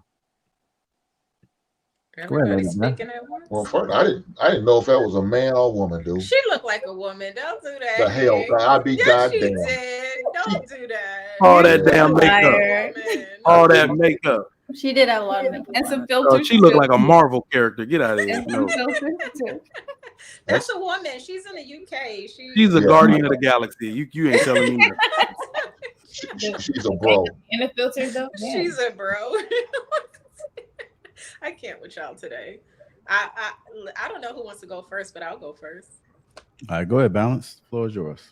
She's 100% spot on.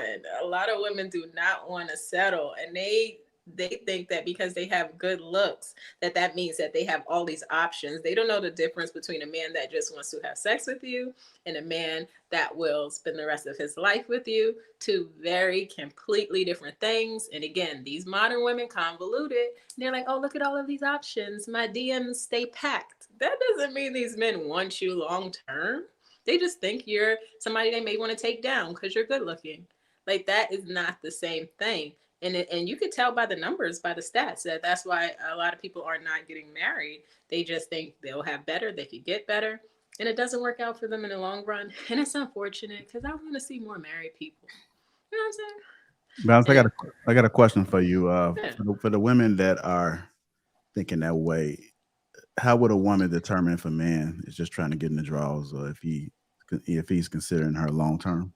Is he consistent? What are his actions? Does he even talk to you on the phone, or does he just call you at 9 p.m.? Like, is he actually interested in your long-term goals? Like, is he trying to see if he could build with you, or is he just having sex with you? Like, honestly, it's very obvious. So I don't even want to make it seem like it's complicated, because it's not. Is he spending his time and energy on you? People want to get so focused on money. Men could throw money at strippers. That means nothing. Like, is he spending his greatest resource is his time and energy? Is he spending that on you to get to know you, to see who you are? Or is he just buying you a dinner and having sex with you on a Saturday night? So if you can't tell the difference, get you a coach, get you some therapy. But let's not act like women don't know. But yeah, I'll leave it there. All right, Luis, what are your thoughts, sir? Sexual attraction is not the same as relationship attraction. And I think far too often a lot of women kind of conflate the two. And, the woman was kind of she was really, really spot on. I think that a lot of beautiful women have a difficult time because I think the bar for them stays high and it doesn't really budge. And I think it doesn't really budge because there's no self-reflection, there's no inner work that's really, really done. And realizing that although, relationships kind of go through this ebb and flows of up and downs, right? You're willing to kind of throw away a man that is like 90% for attention for a man who's only like 40% of himself, only for that short-term butterfly feeling of attention or affirmation. And it just kind of leads them to kind of jump on this perpetual hamster wheel, always constantly dating, always out there in the scene, right? And not really getting the results, not really locking down the relationship or really locking down, the best suitor, right, for marriage. And, you see this far too often, and I think she's really spot on. All right. Yeah. Oh, go ahead, Jay. I'll wait. I'll go after. I think once they've been shown the finer things in life, they're not gonna, this is what everybody else said, just a different variation, but they're always gonna, once they see the finer things in life, they're never going to go back to not seeing that. And then on the man side of it, they're always gonna wanna show somebody highly attractive the finer things in life that is excited about it. That highly attractive woman, once she sees it, that's going to be behind her. Whereas, it's not going to have the same effect. Like, been there, done that.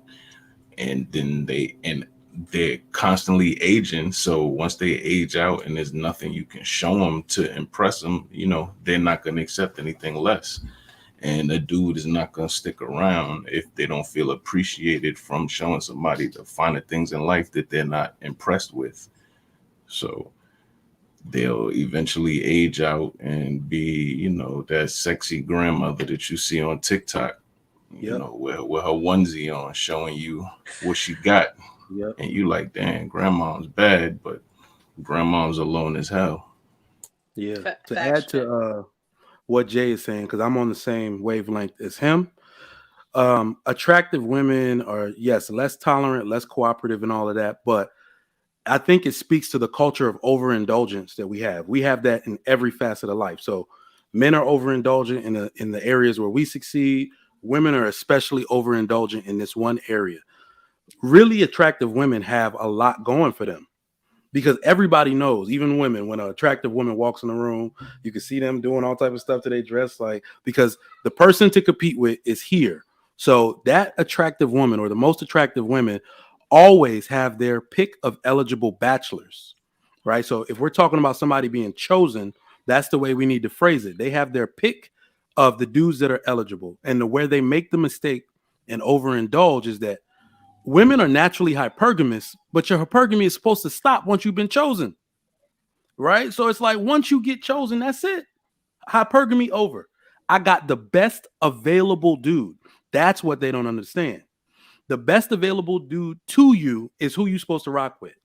Now you switch modes to say, I'm going to be the best wife I can be. I'm going to be the best mother I can be. But they overindulge in the fact that I can get more men if I wanted to. Maybe I can reach higher. Right? They become a glutton for the very thing that was supposed to be their gift. They went ahead and abused it. Right? So balance. I think that goes to earlier what we were talking about, where are most women good women? No, most women are overindulgent women. I won't even use the word good. They overindulge. Just like if men are ice cream, they getting fat on it. Right? So yeah, that's all I got to say. Spot on, Mike. Well, haven't we created this sort of upgrade culture already? The latest car, the latest iPhone, the latest house, the latest whatever is out there. Like there's always this upgrade culture, even though you've gotten to a good place where you're stable, established, there's harmony, peace, etc. You feel like there's more ceiling to rise, right? Like you get it's endless, and I think that's the illusion that that's starting to become the downfall of many women. I think it has something to do with like childhood. So we're going to go back to having the fathers in the home. If there's fathers in the home that, you know, I believe fathers should, you know, let their daughters know that they're pretty, beautiful, gorgeous, or whatever. But then they have to give them a sense of reality too. Like you can't just be spoiling her the whole entire time and then send her out in the world, you know, going to college if that's what you choose for her to do, and think that she's not going to have some sense of entitlement. So I think that we still got to make sure these women in the house don't think they're entitled because they look good or because they're simply a lady or a woman. So that is going to stem from there. So when she goes out and she's able to have like a large selection of men to say, yes, I'll be with you, she'll make the right decision, and then she'll stop right there, like what Trigger Mike was saying. So if we could just like kind of teach the youth a little bit better, and our cousins, nieces, or whatever, and make them understand, no, you're not going to get stuff because you're pretty. Pretty privilege is dead, is trash. Then it will just be better for like the future people. I don't know about now, like the woman today. We could try, but you know, it's a hit or miss. You know what's so funny about this? Let me just add this, because before I got married, I watched a lot of shorties I went to college with. They do this thing where they are the prettier, they're more attractive person. Like let's say I go to homecoming or something, and they see one of their ex-boyfriends, somebody they used to mess with. They see his wife, and they be like, "Shorty is not that bad," or "Girl is not that bad." And it's like, oh, you should have stayed, because yeah, you're right, you are more attractive than she is, but you wouldn't cooperate when he wanted you. So he went down in looks to go up in cooperation. I feel like that is very common in our society today. And then a lot of jealousy too, because that same example you just said, let's reverse it. There is women who are with a man and they're very attractive, and then women are looking at them like, you know, being all, you know, well, why are you picking her? And they all in his face. And I'm like, yo, can y'all just back up as, you know, as women, you got to make sure that you are celebrating a woman who is able to, let's say, have that type of relationship. And you should probably ask her, what did you do to get that? Or does he have a brother? That type of thing. Women are just so like competing so much. It's ridiculous. And that's why women too, I feel like that's another reason why women are like that, because they're always competing against the next woman next to them. So I don't agree with you, Lady Di, because I did have my father in my life, and that makes my standard higher because I want a man that's like him. So I'm not just going to settle for a Pookie or a Ray Ray or whatever you guys call these guys, because I saw a high quality, high value man. So I'm not going to just, I don't think everything that he poured into me should just be given to any guy. I think a guy has to qualify. And I think that a father wants his daughter to end up with the right kind of man. I think he wants to make sure the value he instilled in her, he can pass that to a man, and he's going to uphold that same standard and protect her the way he protected her. And he wants to feel comfortable doing that. Like, oh, I don't want to just hand my beautiful daughter that I poured all this value into some guy that's going to drag her down or demean her or make her feel less than. He wants someone that's going to uplift her and treat her the way he treated her. So in that, I wouldn't just settle for any guy just because, oh, I'm getting to a certain age, it's time to settle. No, I still think he should be a good quality man. And I think it gives you a standard to look for. Okay, my dad was this way. Does he meet these? Is he the same? Does he treat me like this? Does he make me feel the way my dad? Does he make me feel safe? Does he make me feel loved? Does he make me feel valued? Do I feel appreciated? Does he care about me? Because that's how I felt with my father.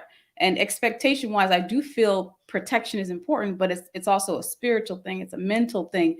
It's not just physical. And you want to feel that with the person that you're going to spend the rest of your life with. So, and I have been a victim of what she's talking about. It is really easy to fall into that trap because when you're attractive, no matter where you go, no matter where you are, people are looking at you and you're like, oh, I've got options. And that does happen. And it's so easy when your DMs are full and people are liking your pictures and people are shit. Happens all the time. But it's like, who are these men? Are they quality men? What do they want from you? So a like doesn't mean anything. It's like, do I like you back?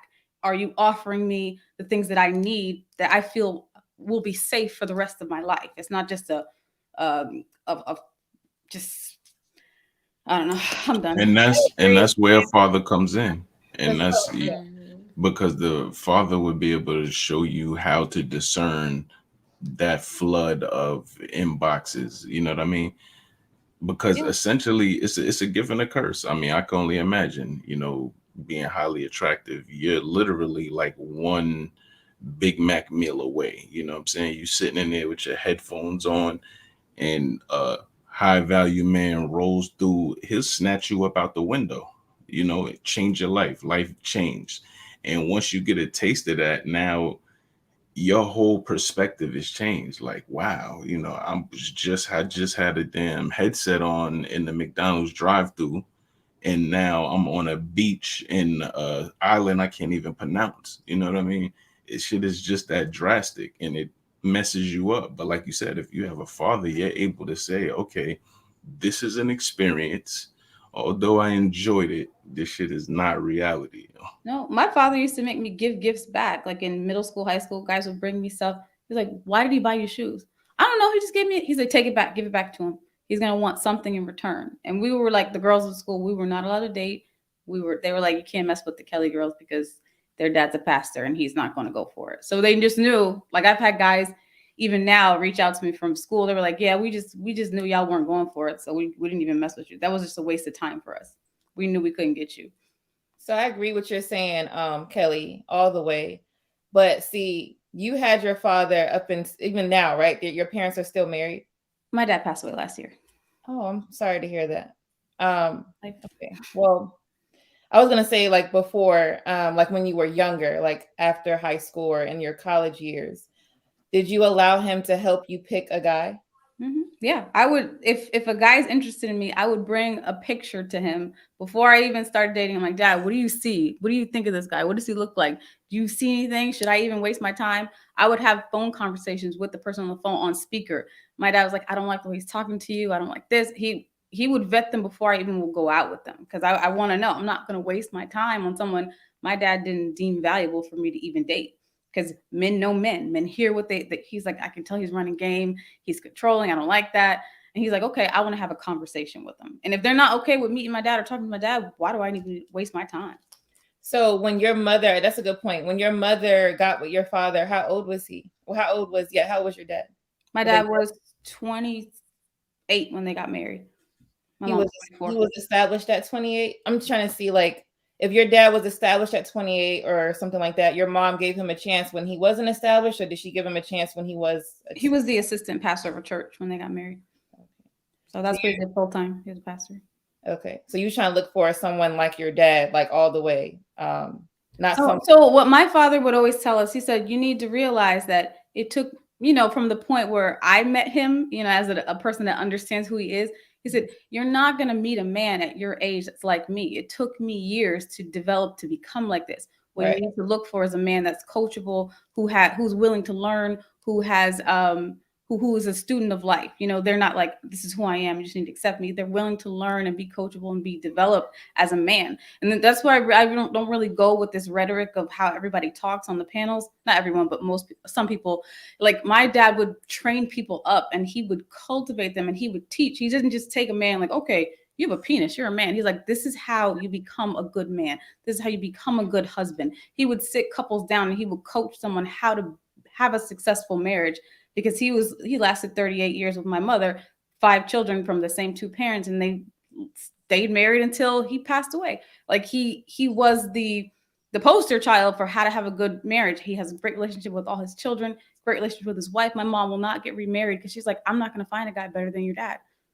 So he would teach people how to have this. And there's successful couples that he trained up and raised up from infancy to like now they're successful marriages and they teach other people now. So it's not just about tossing people like, oh, they're lost. Like, no, bring them back to the fold. You don't just leave a sheep out there, you go get them and bring them back. So that's how I was taught. So I don't like the throwaway culture. It's like teach them how to be better. When you said a coachable man, are you talking about a coachable young man? Like, yeah. So when I was younger, his like season of adulthood. Yeah, when I was younger, he was like a guy who has potential, that's willing to learn. Bring him to me, and I'll teach them how to be better men. Yeah, because a lot of men don't even have fathers to teach them how to be men these days. My brother's a great man because my father was active in his life. So these men that you talk, this is the last question. These men that you're talking about didn't have fathers? So I don't even go to a certain point with a guy if my father didn't vet him. So if a guy was coming to my dad, he was coming correct. He was ready to settle down. And yes, I was engaged before, but we didn't get married because his son passed away like a month before we were supposed to get married. So that kind of changed things. Okay, yeah. Okay. I was just asking to see, like, you had your father all the way up until, now. So, yeah. Okay. Just asking to see like the dynamic of someone that has a father up until like, adulthood versus someone that doesn't, to see like the dynamic and how, men are in, women's life and how they can make a difference. He was very active. And I have a lot of friends, they say, I wish I would have had a father like you. I wish I would have had a man to be able to tell me these things because I was unaware. So I'm actually writing a book now called A Father's Love. And it's about the different stages of a father, how he is with a young child versus the teenage years versus an adulthood, how your relationship changes with them, but they're still in your life. So it'll be coming out soon. Cool. Well, let me put it out there, because it sounds like y'all saying a man don't have father life. He don't stand a goddamn chance. So men, you do have a chance. That's not true. So any man out there who doesn't have a father, you have a chance, as long as you can find a male role model in your life. Whether it's your grandfather, your uncle, doesn't matter. A mentor, you have a chance. So I know, Kelly, you said talk about throwaway culture. You just threw the men away who don't have a father. I never said that. You just sit there and said you wouldn't even deal with a man who don't have a father. You just threw him away. I never said that. Oh, okay. Maybe I misunderstood. I'm sorry. But men, again, y'all do have a chance. Now, as far as these, why are these highly attractive women are less likely to get married? Because their mindset is trash. That's the reason why they don't get married, because they got an ugly spirit. They got a beautiful exterior, but an ugly spirit. So it makes your attitude and your insides is shitty. So you can't be taught anything. Can't nobody tell you anything because you think you're too cute to learn.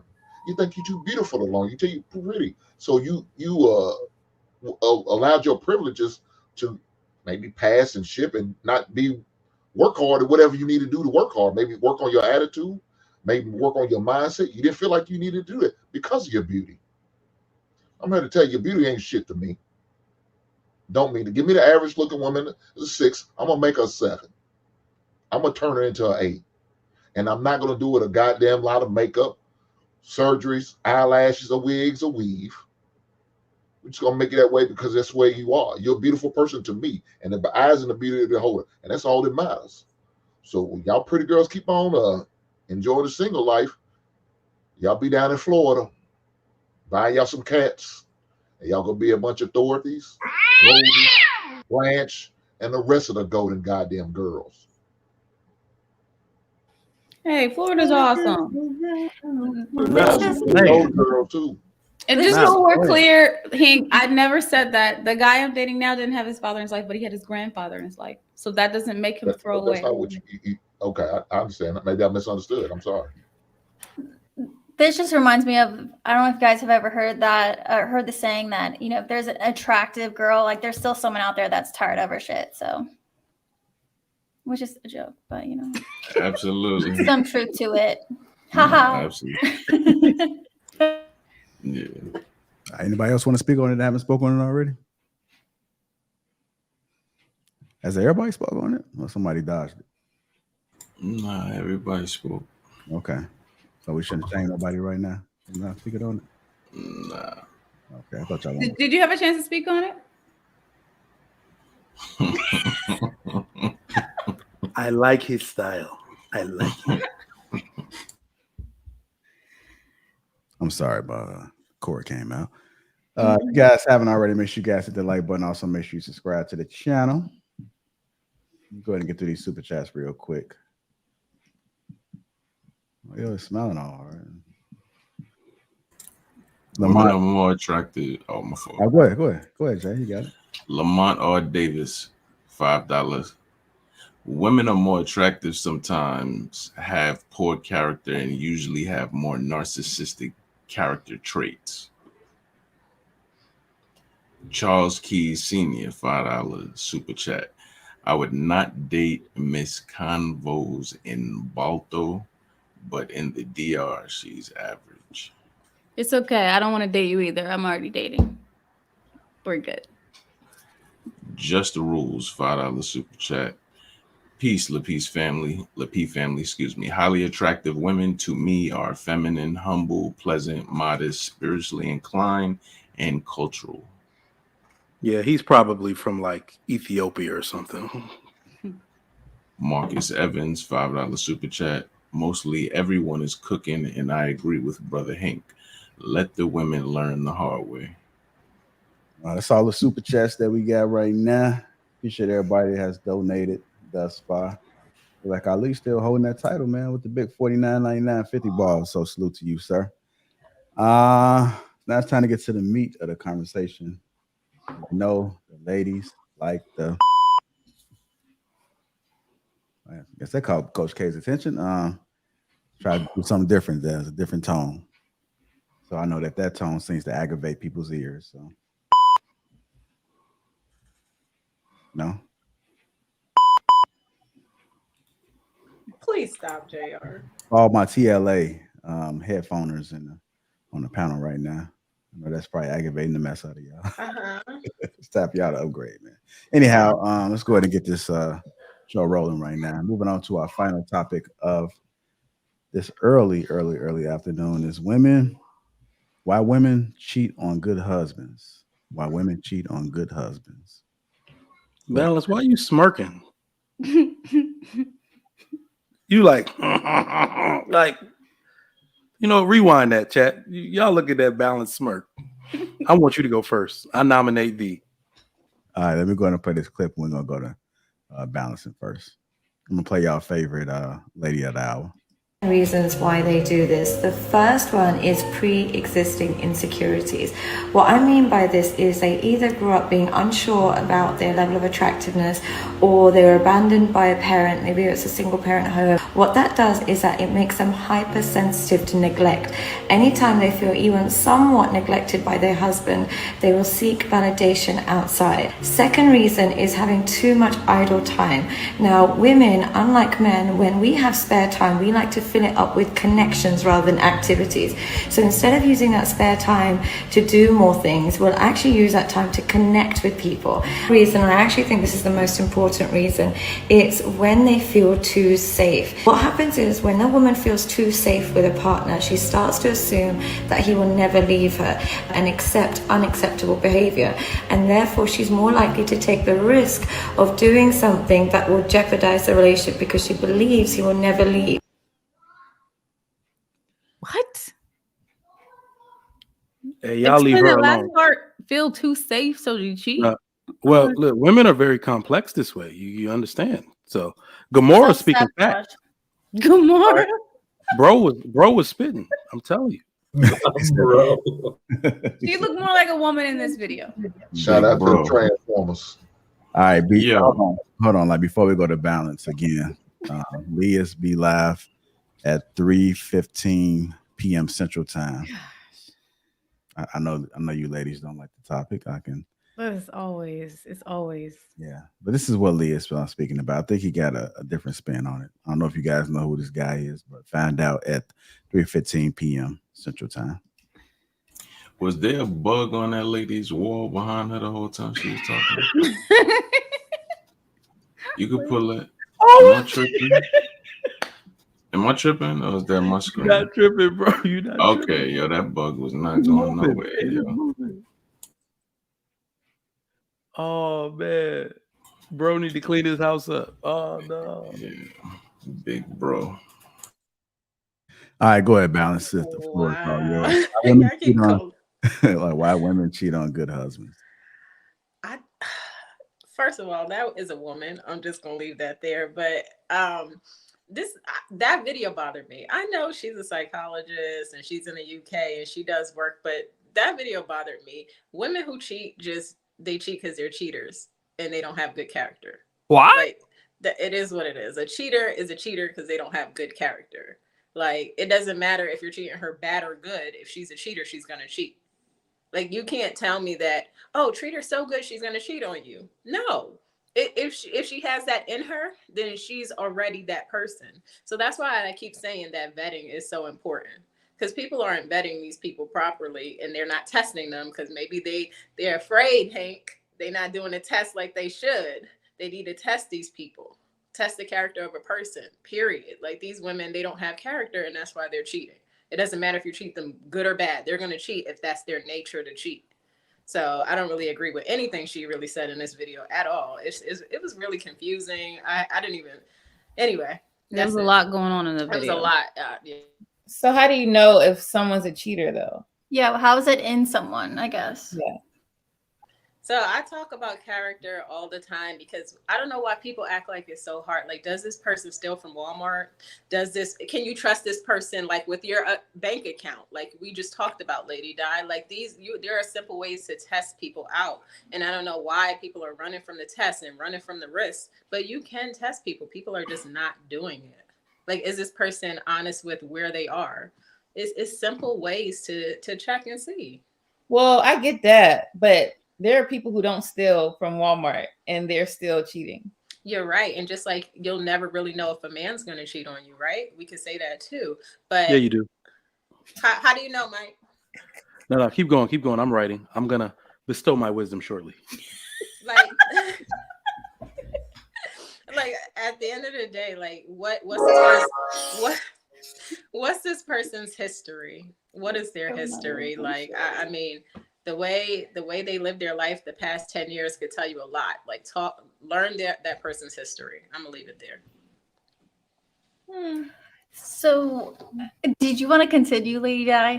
Go ahead, Coach K. Okay, I'll be quick. I think her reasons were actually pretty good because if you look at someone's actions, if you don't understand the why behind what they're doing, then it's not going to tell you anything. I don't think cheating is something that's in you unless you have something that's in you that's reflecting, in your actions. So sometimes, I mean, I've even had my sister do this. It's almost like the relationship is going so well, nothing's wrong, that as humans, we're like, this isn't normal. There's some danger that we should be looking out for. Now, I think it's really extreme to go and cheat, but it's like they're bored, so they want to stir up some issues. And it's like, whether it's, messaging someone on Instagram or whatever, and it's like, why? Sometimes it's like they can't be good with things just being good. Or maybe their guy's attention, which should be enough, but maybe it's not enough. So they want that extra stuff. It's just that instant gratification, which is really going to lead to bad consequences down the road. But that's what I could see happening. All right. I think. Go ahead. No, go ahead. Go ahead, Kelly. Well, just to Coach K's point, I think only boring people get bored. And if you're bored and your go-to is cheating, it's like there's so many other things to do in the world than going to give your vagina or your penis to someone else. Like, oh, we're bored. Let's go on a trip. Let's go to a theme park. Let's go to a museum. Let's go do something together to build our relationship. Why am I going out to sleep with someone else? Provide a new spark in your relationship. Let's try something new. Let's do a dating challenge with us. Why does it have to involve a third party person?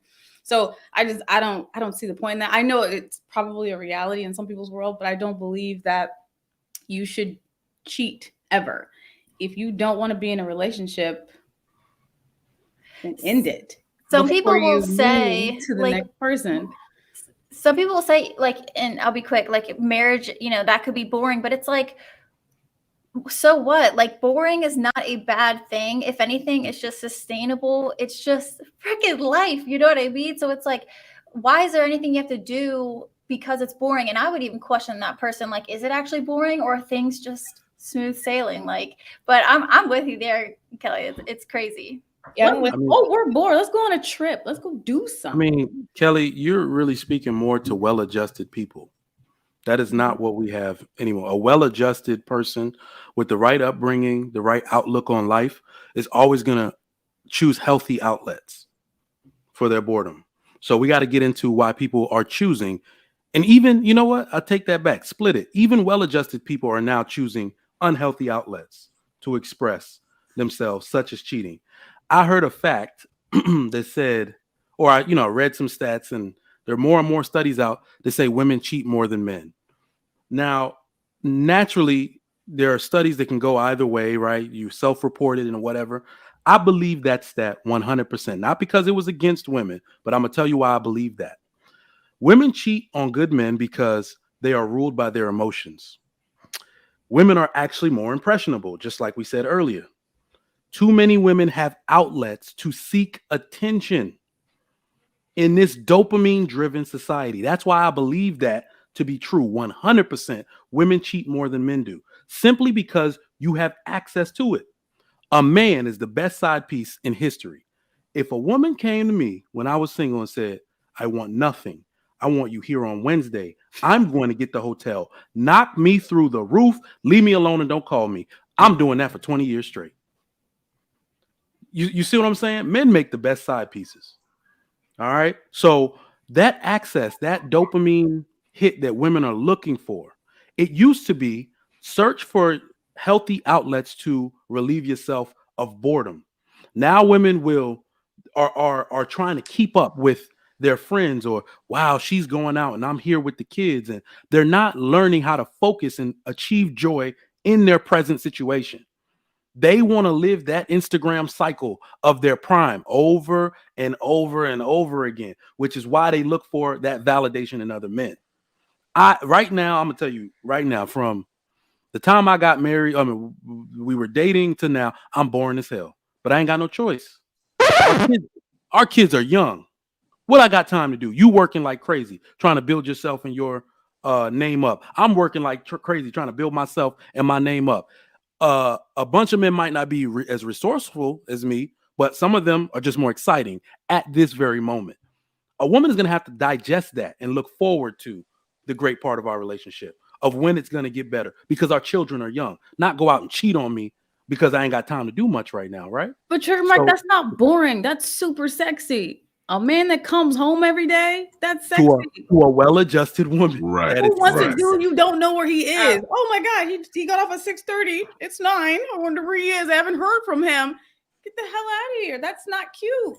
That's exciting. That's not exciting. Where's he at? Why is he not answering? Anxiety. Like, where are you? Let me call You his in a friends. I want to respond to what you just said, Trigger Mike, because somebody in the comments just said, don't just say character, give an example. So I want to give. How you know what's going on in the comments? Because I'm reading them, JR. So somebody just asked me to give an example. So I will. For example, like my man now, he said. Balance ain't being submissive to the chat, huh? He said, don't read the comments. So basically, my man today, he literally said this to me. He liked me because I'm not always out in the street, because I'm not seeking attention on social media, because I'm not somebody that likes to go out to the club and party. So these are examples and telltale signs of somebody that likes a lot of attention or needs and craves a lot of attention. There are women, Trigger Mike, that don't even have social media. Like, I know, it's like, what? Yeah, there are women, I know them. There are women that don't, and listen, there are women that don't have social media. And if they do have social media, I have cousins, they don't post anything ever on their social media. So these are telltale signs between somebody that's seeking attention from everyone and from somebody who's content staying in the house. When you get with that woman, is she going out 5 nights a week, or is she content? Sometimes, every weekend I'm in the house. Like I'm a homebody. Like it's different. Go ahead. These women that don't have social media, are they in relationships or single? Like marriages, or are they single? I know both. Oh, because the good ones go. The good ones go. There are very few women that aren't taken that still have that traditional way of moving. There are very few women that like don't have social media. I forget what panel it was where they asked the women specifically, if you could have your consummate dream relationship right now with the dream man, but you had to give up your Instagram, would you do it? Them heifers said no. And I had to call them heifers like Hink does, because that was the most deplorable thing I had heard that week. With I your dream man, remember that panel. I remember that panel for Trigger Mike.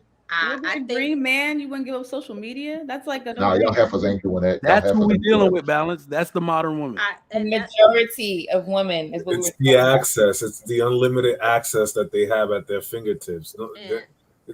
So if your dream man said, "Hey, I want to marry you," and this is the guy that's perfect in every way, 1, 2, 3, checks every box, but you got to give your social media, you would stay single because they don't want to be submissive. Remember, they hate. They were trying to negotiate. They would say, "No, what if I only do it 5 days a week instead of 7?"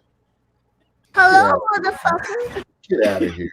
Hey, let me speak on this real fast. I didn't know. I'm sorry. Balance, was you done? Makes sense. I wasn't finished, but it's okay. Okay, You can go ahead. I'm gonna stand down. No, because I actually agree with you guys here. It is a smaller population of women like this. My point is that it's easy to see who they are, and those are the women that you should be going after. And we could talk about the modern women all day online and tell them that they're wrong and they should change. But in your personal life, if that is a woman you desire, a more traditional woman, they're out here, and you need to go after that type of woman. They're out here is my point. Like and these are ways that you could tell. Are they, the way they dress is a way that you could tell. Where they go, where they spend their time, the type of television shows they watch. I don't watch any reality television at all. That is a sign. If your girl's favorite TV show is Housewives, I don't watch television at all. There you go. So this is what I'm saying. These are signs that men miss. These are signs, right? It's a waste of time. But what I'm saying is these are signs that you could tell. So I'm trying to help men that actually want women that are more traditional or good women, like you guys put it. You could tell by what they listen to. Are they listening to Future every day? I don't listen to certain rap music. Are they the type of television shows they're watching? All of these are indicators of the type of woman that you're going to get. So pay attention to those signs is my point. Go ahead, Trigger Mike. And real quick, if you want her to know where her mind is at, ask her how she feel about that new SZA album. If she give it 5 stars, she for the streets. I don't even know who SZA is. I don't even know who this that is is. what I'm talking. And this is what I'm talking about. Like, Over if to that's the a good street. way to disqualify somebody, because wait, that's what you listen to, and I don't even know who that is. But go ahead. Over them to the streets. Well, let me say this. I mean, we're That's talking right. about cheating like cheating is just sexual. That's how y'all talking about. Just cheating is just sexual. It's more than just about sex. It's cheating. What about that work husband you have? That you giving him the attention that your husband should be getting. That's Don't cheating forget to the me. gym, babe. Have inappropriate conversation with the opposite sex. That's cheating to me. So we're talking about why these women cheating, and I noticed y'all kept on putting it on the hard ankles. Congratulations, y'all staying in y'all doing the norm. Y'all always bring it back from the women to the men, but the question is about why do women cheat on their husband? And I'm gonna take it all the way back. Again, if you're having inappropriate conversations, that's cheating. Work husband's cheating. If you spend overly too much time on social media, period, you're cheating. Because why could that time you spend on social media scrolling up or down be spent with your husband? Be spent to pouring into your husband. Maybe be spent on fixing dinner for your husband, or keeping your husband's home clean, or make sure the bedroom is all the way right. Top him off every once in a while, huh? Allow the man to eat your booty. What you say? Yeah, I said allow the man to eat your booty. I agree with that, Hank, but also children too. Hold on, Kelly. I'm talking about, look here, not everybody has kids, Kelly. No. It's maybe like before kids. I was with you until the eat your booty. The dynamic between a husband and a wife. You're not gonna cheat. You're not gonna cheat on you. You're not gonna cheat on your kids. But I mean, taking the time to But let me your also say kids. this: you, some of you the women will cheat on your husband for your kids. You give your kids way more attention than you even do your husband. And so now, to me, that's cheating. So we can't just talk about thinking cheating is just all about having sex all the time. It's more than just that. And so, do women cheat more? Yes, they do. Because if you add all the dynamics I just expressed, they doing that and some. I don't know about that. I don't know about. I understand. cheating. Right on. Hey, bro, you eating groceries by yourself, bro. Yeah, Hank, I think I ain't got no problem with it. My lady ain't got a problem with it. We good. I don't know about cheating on your husband with your kids. I feel like that's a balance of time. So if you work and you have children and they have activities and you have a husband, you just have to balance it all well. And I think that's a conversation. Like, where can we do this? When can it be family time? When can it just be you and me? I think every couple should have a date night, even if you have little kids. Like, you should still date each other and still be in love and still have that dynamic, even though you have kids. So, but I think it has to be a balance. But it's hard because there's only 24 hours in a day and there's a lot to do, especially if you have children. So for the woman on the panel, does your significant other come first or your children? Your husband should come first, not a significant other. So if you have kids, the kids come first. If you're married. I said that because everybody's not married. So I just had to just say it like that. But okay, your husband. Does your husband come first or the kids? So you already said it. His husband should be first. Husband. That sounds good, but Lady Di, that's not the dynamic. What's going on? We know that.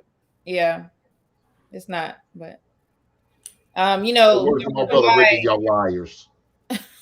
That's what y'all are. Y'all liars.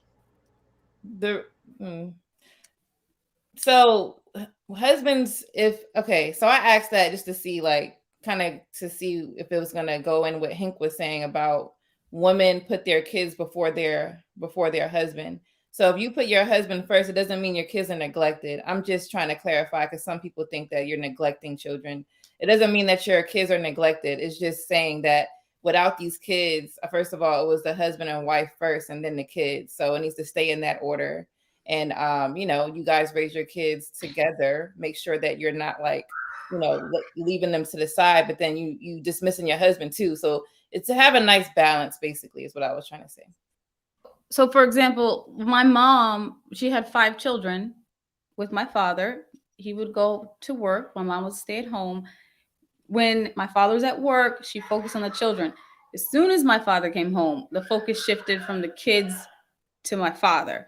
If she made a meal, he got served first. She made sure his clothes were out. She made sure they were ironed. If she needed anything, she would check on him before he went to bed. Is there anything else you need, honey, before I go to sleep? And she'd back up to make sure she prepared for whatever he needed in the morning before he left for work. So her focus was them. And then when he was not there, it was mainly the kids. She made sure all of our homework was done. We had our daily devotions. Anything that we needed, she had our clothes picked out first and ironed before he got home. So her focus was mainly him when he got home. So it's a balance, but it's hard when you have children because you can't neglect them either. But I'm saying the time that women are spending on social media and per se cheating on their good husband, they should be focused on that time pouring into their children. You shouldn't be swiping. You should be focusing on your kids. Pour into them, because there are a lot of children that aren't being raised by their parents anymore. They're being raised by a tablet or a device. So stop swiping and sit down and talk to your daughter. Sit down and talk to your son. Like, have these devotions, talk to them, raise them up, build them up so they can be better human beings and be better in society. And they don't have to live this thought life or become these little whores, as you guys call them. Like, they can be real women because you're spending that time teaching your daughter how to be a lady. Teaching not even that, like the academics. Like, I think that when COVID hit, people didn't want to teach their kids. And I'm like, well, they should have been taught by you first. I don't know why people are letting the teachers do that. As parents, as mothers, you're supposed to teach your kids how to read, how to write, how to know a lot of things way in advance before they hit kindergarten. So a lot of that has something to do with it too. I just wanted to make that point. Let them keep raising these dumbass kids. My kids going to Harvard because of them. They gonna have no competition out here. Let them keep raising these dumbass kids. I'm all for it. All right, I shouldn't have said that. Like, I don't know where people have time. If you have multiple children, how do you have time to be on social media? Because they don't. It's like they want the life, but they find ways of this. Like, you know, like they want the name wife, mother, right? Because that's, I guess, sounds good to them, instead of, okay, well, what do I have to do to be this wife, and what do I have to do to be this mother? And it's just a lot of laziness. I don't know if I'm not speaking of majority or whatever. I'm just saying in general. I think it has to do a lot with laziness. They feel when mothers become mothers, they feel they don't have time for themselves anymore. And then they hit this like depression all of a sudden. But I'm like, well, when you get a family, you're never going to have time for yourself. You have to make time for yourself. That's called prioritizing and making sure your life is in line a certain way. If you can't do that, then that means you need to, like, all right, step to the side, maybe ask your husband, how do I do this? Ask, an elder, someone that may have it a little bit more together, and then work it out. Because I know when I became a mother, I was like, damn, these kids, they all over the place, right? And someone told me, give them a bedtime. Simple as that. Because I didn't have a bedtime because they never went to school. I homeschooled them. So she was like, make sure they go to sleep at 8:30. And I was like, true. So you can have alone time with your husband. I learned that my first year of marriage. You know what I'm saying? So it's kind of like, instead of us being this way, we got to like ask the right people and then make it work. It's, that's all.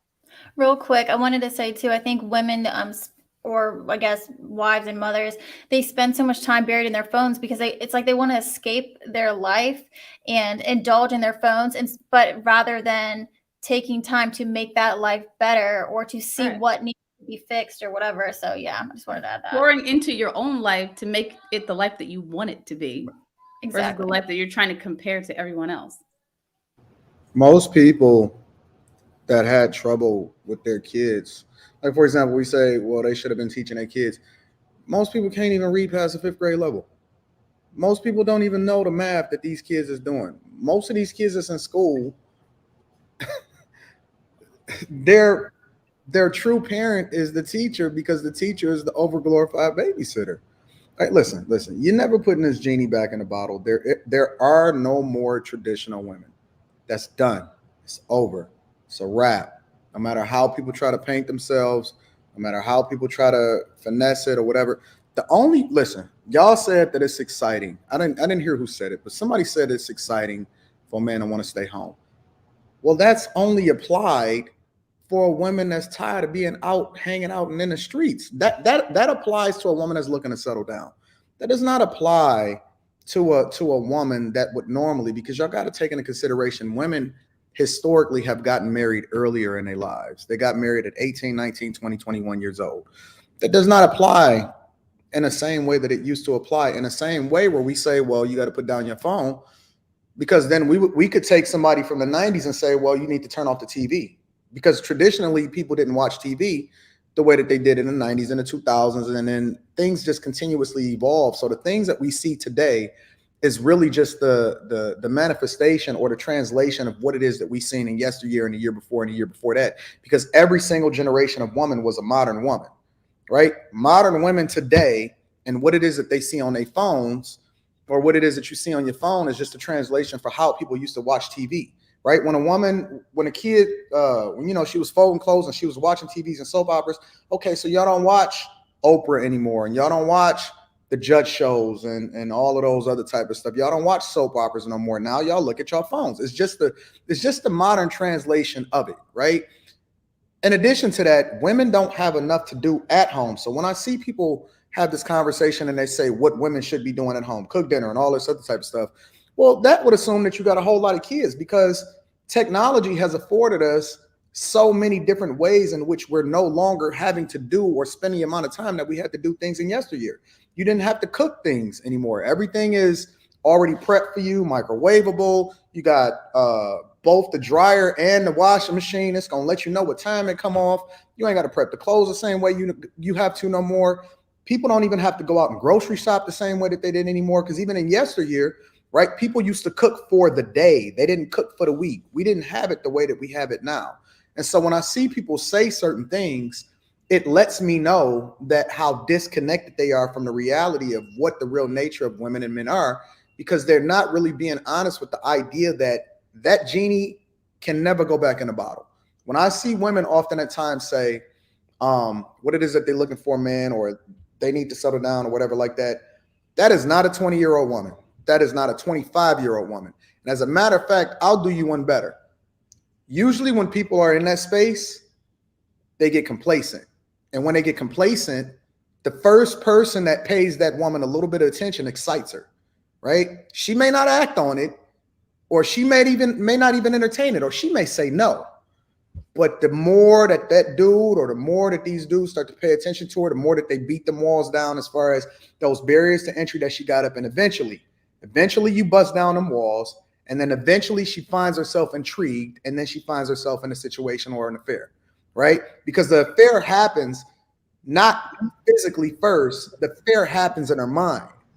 It happens by tweaking a little thing. He gave her a compliment when the man that he liked, the dude that she said that she excited about and boring about, right? He gave her a compliment, but now she looking at this dude and saying, you ain't gave me a compliment in a long time, right? Or you ain't paying that much attention to me.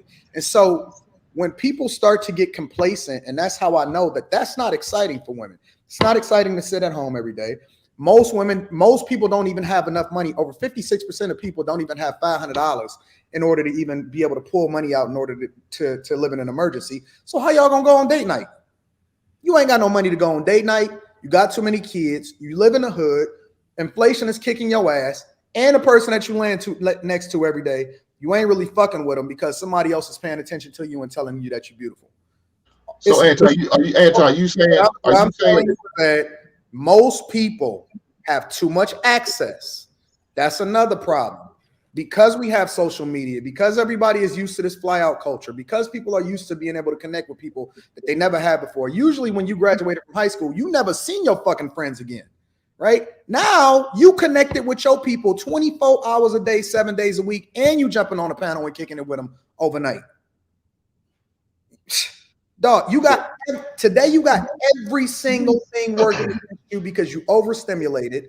Somebody told you that they like you. Homie over there is hitting you up in the DMs and you've been paying attention to him anyway. Your work husband is actually paying attention to you when he's saying that you fine as fuck, and he don't give a fuck about your husband, right? It's so much overstimulation. Unless you get to a person early and you build with them and you grow with them, unfortunately, there are no more traditional women because you can't unsee what it is that you've already experienced. So, Anton, you saying that conversation, that's when the cheating started? When that man was giving that woman that conversation or that certain attention? Is that what you're saying? No, it started way before that. So you're not saying it? It started when she observed on social media what other women were doing, And she got intrigued because she wanted to compare herself, or she wanted to look a little better based off of what it is that she's seen. She wasn't not just content with what she's seen in the mirror because she's seen another girl and she looked like this, or she wearing Fenty, or she wearing this, or she wearing that. And so it starts there. That's where it starts. It starts with exposure to everybody else. So the cheating didn't start when she got digged down. It started that attention he was getting, or she was getting from social media. 100%. Okay. And that's what I thought I said earlier on the conversation.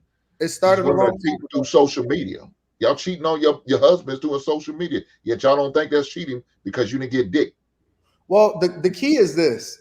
I think the key personally to being successfully married is this.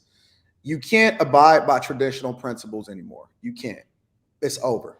That's done. So now you have to evolve, and you need to modify how it is that you operate in order to be more conducive. You need to have an honest, serious conversation with where you are, what you've seen, and what it is that you truly want. Don't lie to yourself listening to other people thinking that, well, you know what, being home is boring. I mean, being home is exciting. When you fucking know you want to be on a flight and going somewhere. You know what you want. You know it's exciting to you. And so you need to be honest with yourself and then be honest with the person, because you just might get what you want, because there are ways in which you can truly, really enjoy. The problem with the men of yesteryear and the people of yesteryear is that they lied to you and told you that they had a blissful life because they were operating traditionally. They were fucked up. They were cheating. They were fucked up. He had a bunch of side chicks. He went to the plant because he had to still take care of this whole family that he had on the side. She was getting buzzed down by another dude and all this other. They lied. Grandmama, grandpa, they was full of shit. There was trash. They was for the streets. All right. The problem with it is that they were never honest with us to help us to understand how it was that they was able to overcome their problems. Right. And so the thing that people need to understand is that there's a foundation, but there is no blueprint from person to person as far as what's going to be successful for you in your particular relationship in your marriage. What worked, Hank liked to eat ass. All right. I'm not an ass eater. Okay. So that may work for him. You know what I'm saying? They may be into some type of shit, and you know what I'm saying? That's how they move. I'm not going to sit here and tell people, yo, don't eat ass, because if you like to eat ass, that's your thing. You know what I'm saying? Some people need to, you know what I'm saying? They spend their winters. Now people have adjusted to where much younger, they spending their winters in warmer climates, and then they spending their summers in the Midwest and stuff. You may need that. You know what I'm saying? Your kid may not be able to go to regular school. Your kid can be homeschooled and y'all can travel the world or whatever. You may want to live in another country. There is no specific blueprint, but the only real thing that we need to be doing is we need to be honest with ourselves, because you're going to be in a sexless, boring, tired marriage just for the sake of saying that you're married, and it's not going to work for you. I had a question, Anton. So when I was talking about, I liked everything you said, by the way, but when I was talking about women teaching their kids, I'm talking about ABCs, 1 + 1, stuff like that. Everybody should know how to do that. And that's what they were not doing. Now, if you don't know algebra, calculus, guess what? There's videos, there's tutors. No. Listen, there's some adults that can't even say their ABCs all the way. Stop. Look, they don't know their phonics. That's what you're saying. You're seriously overestimating how educated we are. A lot of us just got through. Real talk. A lot of us just got through. And if your kid in the 3rd grade, 4th grade, sometimes they be coming home like, Mama, help me. And I done seen people in real life like, I don't really know. So like illiterate, there's people who are still like teaching themselves how to read and write properly today. So they A lot of us can't even put pen to paper and actually write out anything. Write out a full paragraph. Your hand are gonna start hurting. Watch YouTube videos. See, watch people right. with YouTube channels and watch them try to read an article. You like, damn, son. But that's the thing. So if we're in this modern society, if you guys look up how to read, write, and do all these things that your kids are supposed to know, including yourself, you don't have to really physically, verbally teach your kids. You just have to put the right things in place for them to learn. And people, I'm gonna do you one better. Maybe you need to have an honest conversation with yourself and realize that maybe you shouldn't have kids. Okay. Yeah. Maybe some of y'all you gonna be much happier just living a blissful life, just you and y'all. You That's might just need one. We need to be all the way honest from the very beginning. That's Some the of way. us don't need kids. Or need one. I like that. Yeah, because people have multiple kids and they can't even like raise them properly. Like multiple kids is different people. Like they all got their different brains. So you got to be able to match that, teach this person that, teach that person this. It's a whole spin. I'm living it literally right now, but it can happen. And just like you said, if you got to be ready for that life. You got to have a lot of experience because these kids will, take a toll, but you got to be experienced. And if you're not, then come on, maybe ask grandma somebody. Let me I tell you. want to say something after you, Trigger Mike. I was going to say on this particular point, let me tell you, my wife reads to our children every night, has done so since they were infants. I can't tell you how many kids in pre-K and kindergarten don't even know basic ABCs. And then you hear the complaints where they're like, what is this teacher even teaching? And I'm just looking out the side of my head like, you were supposed to teach them that. Mm-hmm. These people are just doing an established curriculum. What have you been teaching your kids up till now? They know how to say curse words, but they don't know the ABCs. That's what I'm saying. Like my 5-year-old literally is reading on a 3rd grade level. It doesn't take long. You have to teach them when they're babies. That's just a tip for anybody. When they're babies, you have to literally show them nothing but academics. Take the Mickey Mouse, Elmo's, throw that in trash. Just literally on rotation. ABCs 1, 2, 3s. All that. My son skipped kindergarten. He went straight to the 1st grade because he already knew everything that they could have possibly taught him in kindergarten. I did want to address Anton's point. I do believe that the people that you're talking about are out there, but I also do believe that there are still women and families with traditional values. I don't think that they're completely non-existent and extinct. Only because that's how I was raised and that's who I was raised around. So a lot of my family and close friends, they were raised with high moral standards. And yes, there has been a decay of morality, but not everybody abides by that. Like a lot of my friends were married young, yes, and they were married virgins. So they married, a lot of my friends are Hispanic, a lot of my God family, they waited until they got married. I still have sisters that are virgins. So I know that morality exists, but that comes from how you're raised, that comes from the values that were still in you as a child. And if it was lived before you. I remember my mother told me it was around her age group. She said, I was focused on my children and a lot of my people around me that were of my age group, they were going out and living in their best life. And she's like, what are you doing? You should be at home with your children. So that's the age group that they started having to raise themselves because their parents weren't in the home to instill those values in them. So the children of my age, they didn't have that parenting established. So they don't even know how to give that to their children. But I do believe that there are people out there that were raised like me that do still exist. I don't think it's completely dead and gone. I just think there's certain circles that certain people run in and they're not going to find that. And I have friends of all races and ethnic backgrounds that I do still see that these morals are kept and they exist, but it's not a large amount. The moral values can be traditional, right? Mm-hmm. But everything is forward thinking and modern, right? Technologically advanced. It's impossible for us to you never go away from your moral compass. That's the traditional part, right? But the other aspect of it is the desires, the exposure, and everything. Everything else is modern. Everything is modern. There very rarely, I think it's got to be less than 1% of women that's just sitting at home every day, having babies and cooking meals, and that's it. We don't even live in a society where the majority of women can stay home without actually going out and bringing resources in order for you to be able to survive in your household. And see, that's how I was raised. That's how I grew up. My mother stayed home. Right. I had 5 children. My parents stayed married. But think about it like this, though. So it's that's what I know. It's a strong possibility, though. Strong possibility that most women today cannot quit their job and be able to just be stay-at-home mothers, though. The values and the principles are still there, but modern times dictate that inflation is saying you got to go to work, baby girl. You can't stay home and just raise the kids, and you can't just have a whole lot of kids because the cost of being able to raise a kid and our ability to even be able to exist in that space is too high now.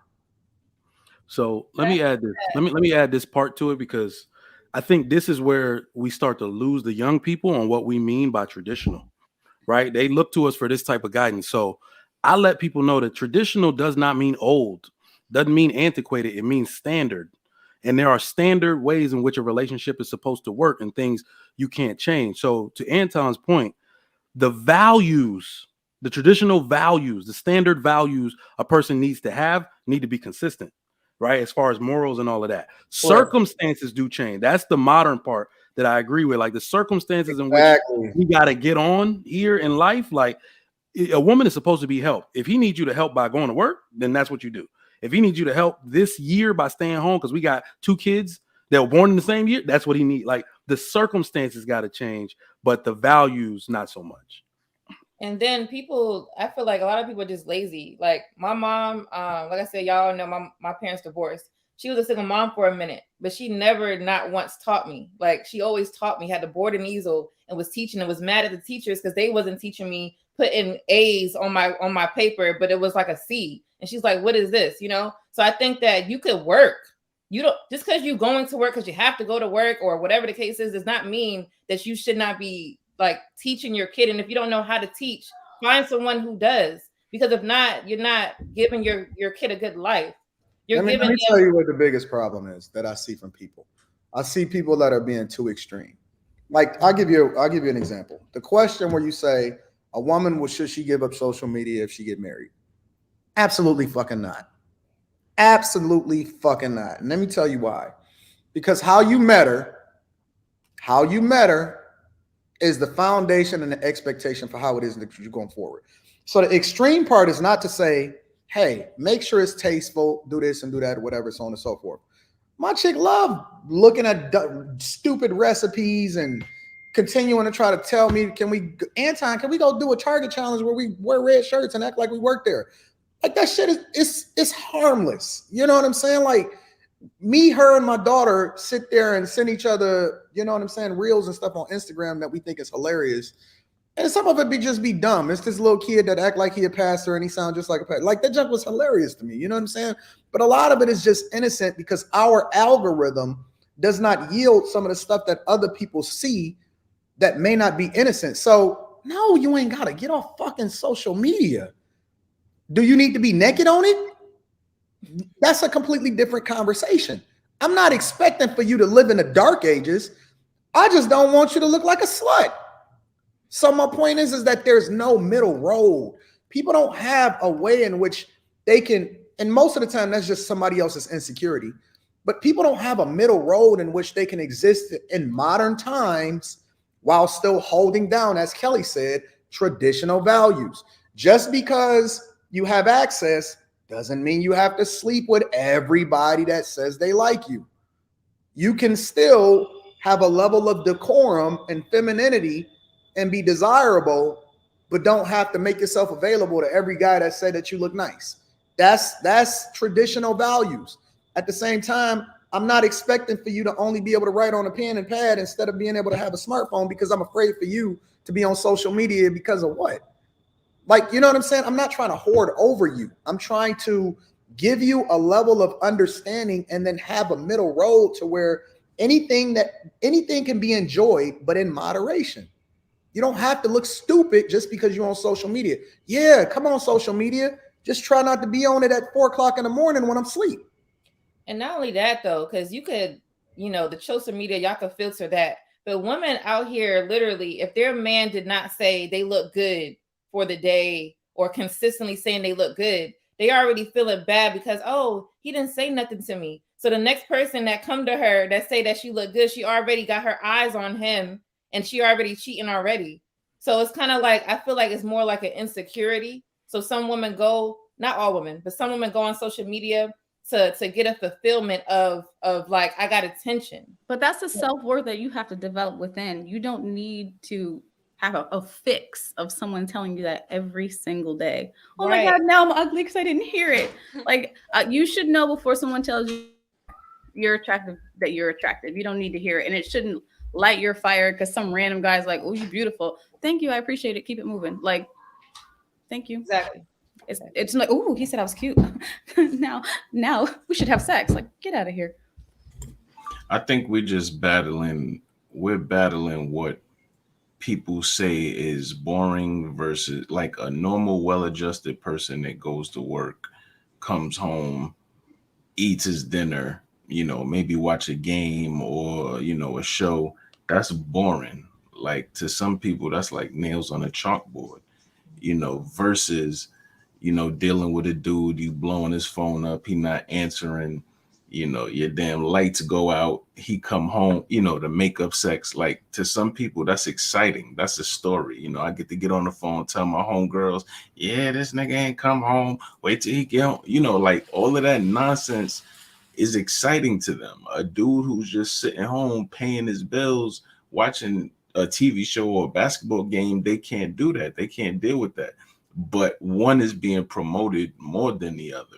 So when those two people or those two worlds collide and come in contact, you'll have a dude that's actually paying his bills, taking care of his family, or taking care of the things that, he needs to handle, being shamed for that. Yeah, you boring. What, nigga? You got your bills paid? But what? But like, let me ask you a question, Jay. What if he is boring? Then embrace that. Like, chicks will tell me. No. What do you mean? Wait. What are you saying? Let me hold on. Let me make sure I understand. You're asking me what if the girl thinks he is boring? No, what if he is boring? If he's boring, then he needs to embrace that he's boring. Find somebody that like Balance was saying, she's a homebody. Find somebody that's a homebody. Because most of the time, let me tell you why that's a cap. Not on you, but it's a cap on most guys that say that. Because that wasn't the type of dude that he was when he got with her. And that's why I tell dudes all the time, stop setting false expectations for something that you're not looking to maintain. You came in whining and dining and saying that I'm this dude that fly all over the fucking country and I do great shit and all of that. And now you saying, well, listen, embrace that I'm boring. You should have set that expectation when you first met her. Now you created a false narrative that you can't maintain. And I tell dudes this all the time. Stop leading into this like you that nigga and you ain't that nigga. You ain't the dude that's going to be doing this for the rest of your life. So you want to scale up. When I got married, me and my wife's rings cost $350 combined. Her ring was $300, mine was $50, right? As we continue to grow, I continue to upgrade her ring. I didn't set an expectation that, listen, I'm going to be whining and dining and all of this. I was a hustler. I was getting money and all of that. But we slowly scaled up to our lifestyle. I didn't set an expectation that I couldn't maintain. So the problem is that a lot of dudes, and I'm going to just be real because, I'm an equal accountability smoke partner. The problem with a lot of dudes is they set this expectation, and this is why I say you shouldn't date, you should court, is that they start off going 100 miles an hour and then they want to slow down to 25. And then they like, why you checking for me and asking if I'm boring? Because motherfucker, that's what you sold her. You sold her that bag of goods and you can't keep up with it now. And so I'm not saying that he a bad person. I'm saying that just like I said in the very beginning, we need to be honest with ourselves and set realistic expectations so that we can start to scale up to greatness instead of already setting this thing that like we already there, and that's not the case. Because she gonna rock with you. Just don't lie to her and set false expectations and then expect her to be able to rock with your lie afterwards, because that's lying. That's literally lying. You're selling a dream and you're not really trying to fulfill that. That's not what it is. So we need to stop lying to these chicks and telling them the wrong thing because she might like boring. And then you actually is exciting her all the way up into it because you just continuing to grow and become y'all growing together because y'all building together. She didn't meet a dude that was already a finished product. So why are you trying to sell her a false narrative? So what about? No, I do agree with that. But what if he did tell her the truth? What if he was? It's not about what you say, it's about what you do. What you saying is your actions. The words that come out of your mouth is really just the reinforcement. 90% of communication is body language. What you do is what she sees. Doesn't matter what you say. So what if a relationship was what you said, right? Well, not what you said. It should be, right? You are going out, right? Flying out, whatever. But then there was a time in the life where you can't right now for these next 2 years, okay? Mm-hmm. Women, and from what I see, they don't know how to adjust That's the problem. So they have the good man, but now he got to kind of be back. They'll adjust. They adjust every time. You talking to a dude that went broke and moved back into my mama's basement 4 years after I was married in 2008 when the economy crashed.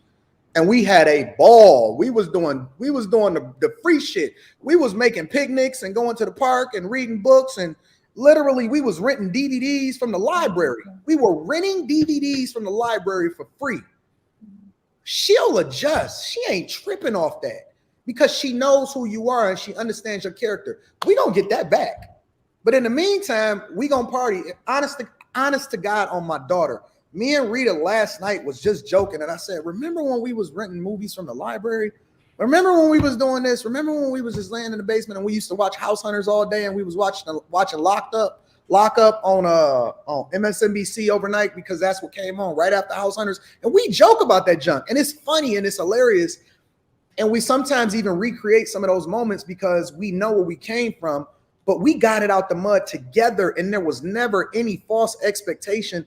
It was always a realistic goal to listen. We're going to have ups and downs. It's going to be a roller coaster. I'm going to lose. I'm going to win. You're going to lose. You're going to win. We're going to go through some shit. Some people around us going to fall off. Some people going to rock with us. But a woman that understands who you truly are will ride with you until, like, she will drive off a cliff for you. But the problem is that we set false expectations and then expect people to adjust to our lies after we've already created the expectation. You got to be real from the beginning. I get everything you're saying. It's just that I know you don't believe that's the majority of women with that mindset, thinking like you have a wife that was able to do that, and other men. Most women do have that mindset. Most women. So do you think it's the men's fault, not for giving them false expectation, but the leadership role? You think men are not being good leaders on why the women are like not? Because we lead with. That's why I say don't date. When you date, you're looking to put your best foot forward in order to impress the person. You're gonna say all the right things on the date. You're gonna try to look your best and all of that. And the reality is that that's not true. You're lying, and what you saying, what you doing. We embellish. We give ourselves these extra titles at work. Oh, listen, I'm an analyst. I'm a phone analyst that oversees customer service based questions and inquiries that come in that's escalated. No, motherfucker, you a help desk agent. Stop. You're a help desk agent. But listen, I'm help desk, but I'm grinding. I'm hustling. I got to get to school. Listen, I ain't gonna have a lot of time to spend with you because I got to go to school. That's really what you should have set the expectation for.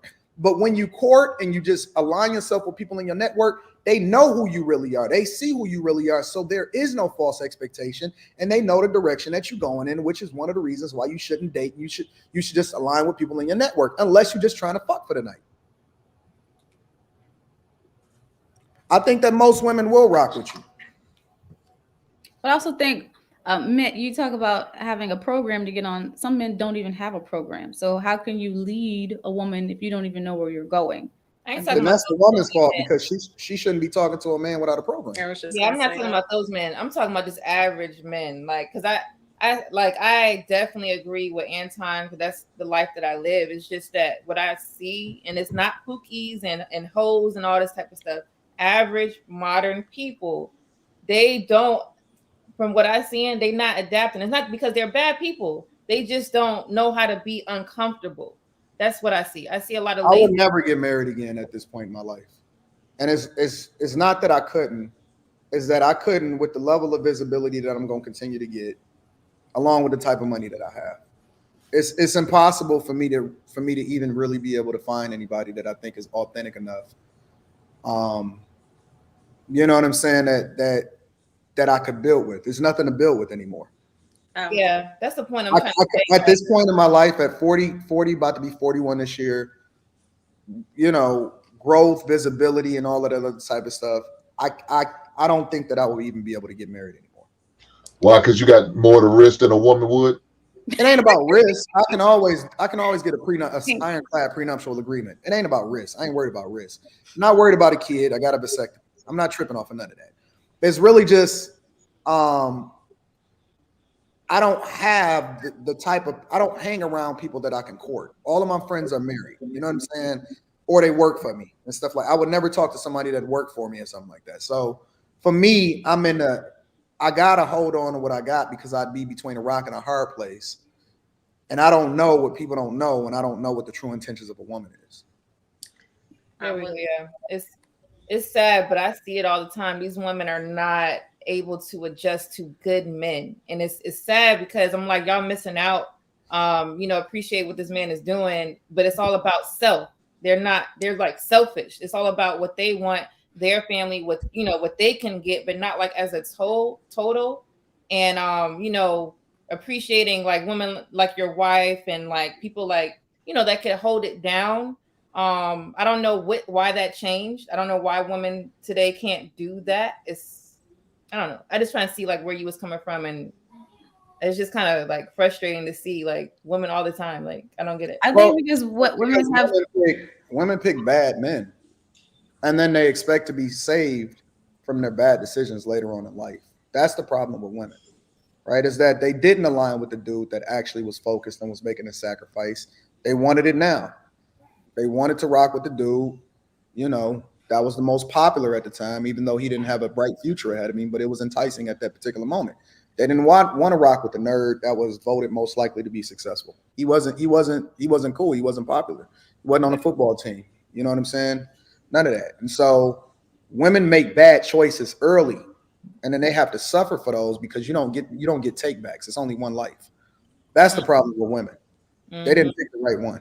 Also, I think they have more options now because they're more financially secure themselves. True. Where a guy, well, if you were to stay at home wife and the guy made the money and you had multiple children, where are you gonna go? You just rock with them. Now I have a job too. I make just as much as you. I can leave if I want to because I have money of my own, where they didn't have that option in the past. But most women won't leave based off of that. Most women still seek companionship, and money then still becomes second. The money and the career is the safety net. It's to prevent her from having to suffer if anything was to ever happen because she didn't want to necessarily be dependent. Most women, and that's why you see even women that are well set into their careers, they got the wrong parameters, they got the wrong things that they're seeking for. But no matter how much money they have, they still want a man. They still want a man, no matter what, and their criteria continues to go down as they get older. Because you need a man. I don't care how much you verbally express it. Exactly. You know it and you feel it in your heart that you need. Exactly. You are exactly right. And if a man is boring, I always say you need to get the yin to your yang. If you're a boring guy, you need a woman that's going to bring that exciting side out of you. Maybe you are like, oh, I'm just going to stay home. Get a woman that's like, no, honey, let's go do something. And if you're not financially able to do that exciting date because you're living paycheck to paycheck, you can make it fun at home. Get some games, have a game night, have a movie night, get some popcorn, like have fun with the family, do whatever you have to do to support him until he makes it to the place where you guys can go out and do those things. I agree. There's a woman that I know of that she had a great man or whatever. They was married like 9 years, and she complained that he was boring, like Kelly, what you're saying. And she had to like, hey, let's go out, let's do this, let's create a business. And he was like, nah, to the business, but he did go out with her. He went out with her on all vacations. I asked her, okay, well, was it a good time? She said, yeah, but then she still divorced him because he was boring. And I'm like, well, you knew he was like that, so why are you divorcing him? Oh, well, we don't match. And I'm like, but you didn't match him when you married him. It's a good movie. It's a phenomenal movie, and I'm even ashamed to say that this is a good movie. I'm a person that like chick flicks. What is it called? Just say it, Anton. Say it. Spit it out. It's a movie. It's a Tyler Perry movie, and it's a movie with the chick, and she was with a guy that she grew up with, and then she like was at this dating social media firm or something like that. Temptations, I think. Temptations. Oh yeah, and he gave her HIV or something at the end. Yes, yeah. That is the one Tyler Perry movie that I actually liked. I'm not love, but liked because it actually had a really, really good message in it.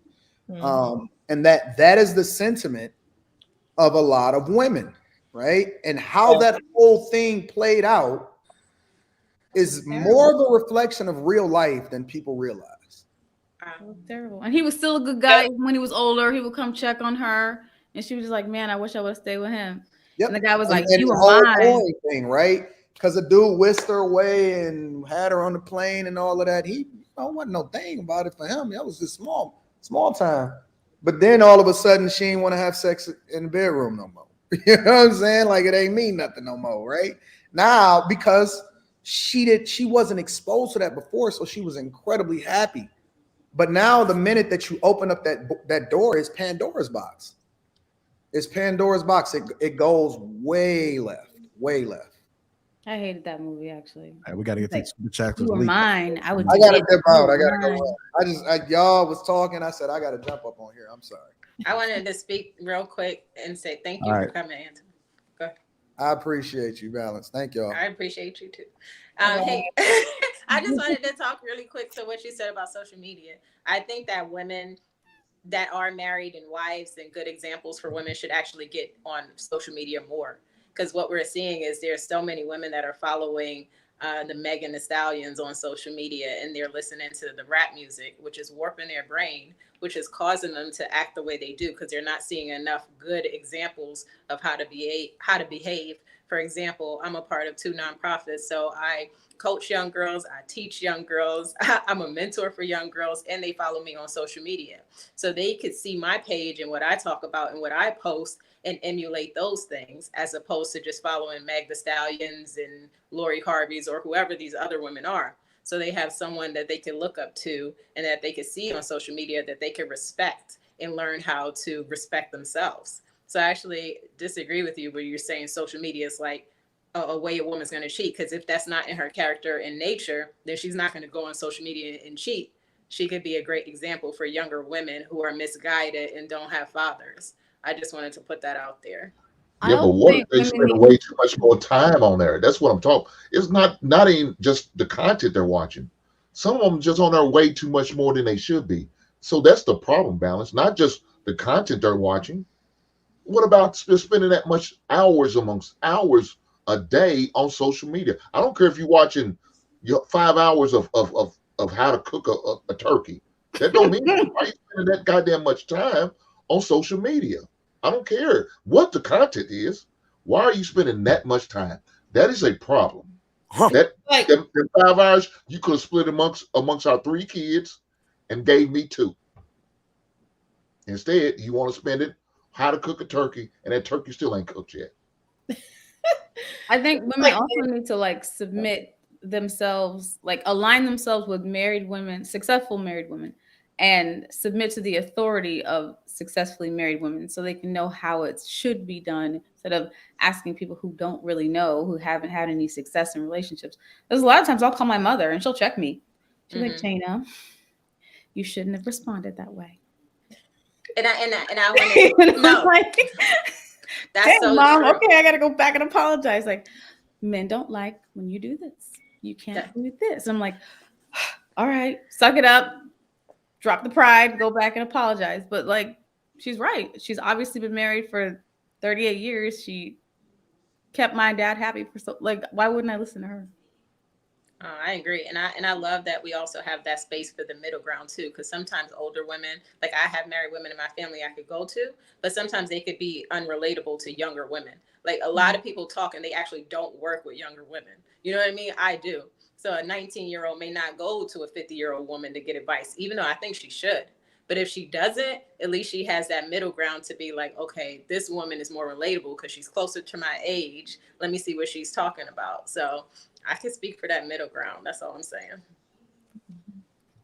All right. Got to go ahead and wrap it up, folks. We're good. Oh, we got Lee's show. All right. Yeah, it's already. Oh, Marcus Evans $5 says mostly everyone is cooking, and I agree with Brother Hink. Let the women learn the hard way. Marcus Evans again $5 says a question to Balance. This is no disrespect. Have you ever cheated? No, never, Marcus. Just Rules $5 also member says no, I'm not from Ethiopia. Mike, born and raised in Harlem, New York. No future lotto winnings for you, bro. Marcus Evans says born is peace. I agree. Marcus Evans again said we need to call time on Brother Hink. Malibu Ken 999 says, ladies, what's your definition of a great man? And what percentage of women actually want that type of man? I do.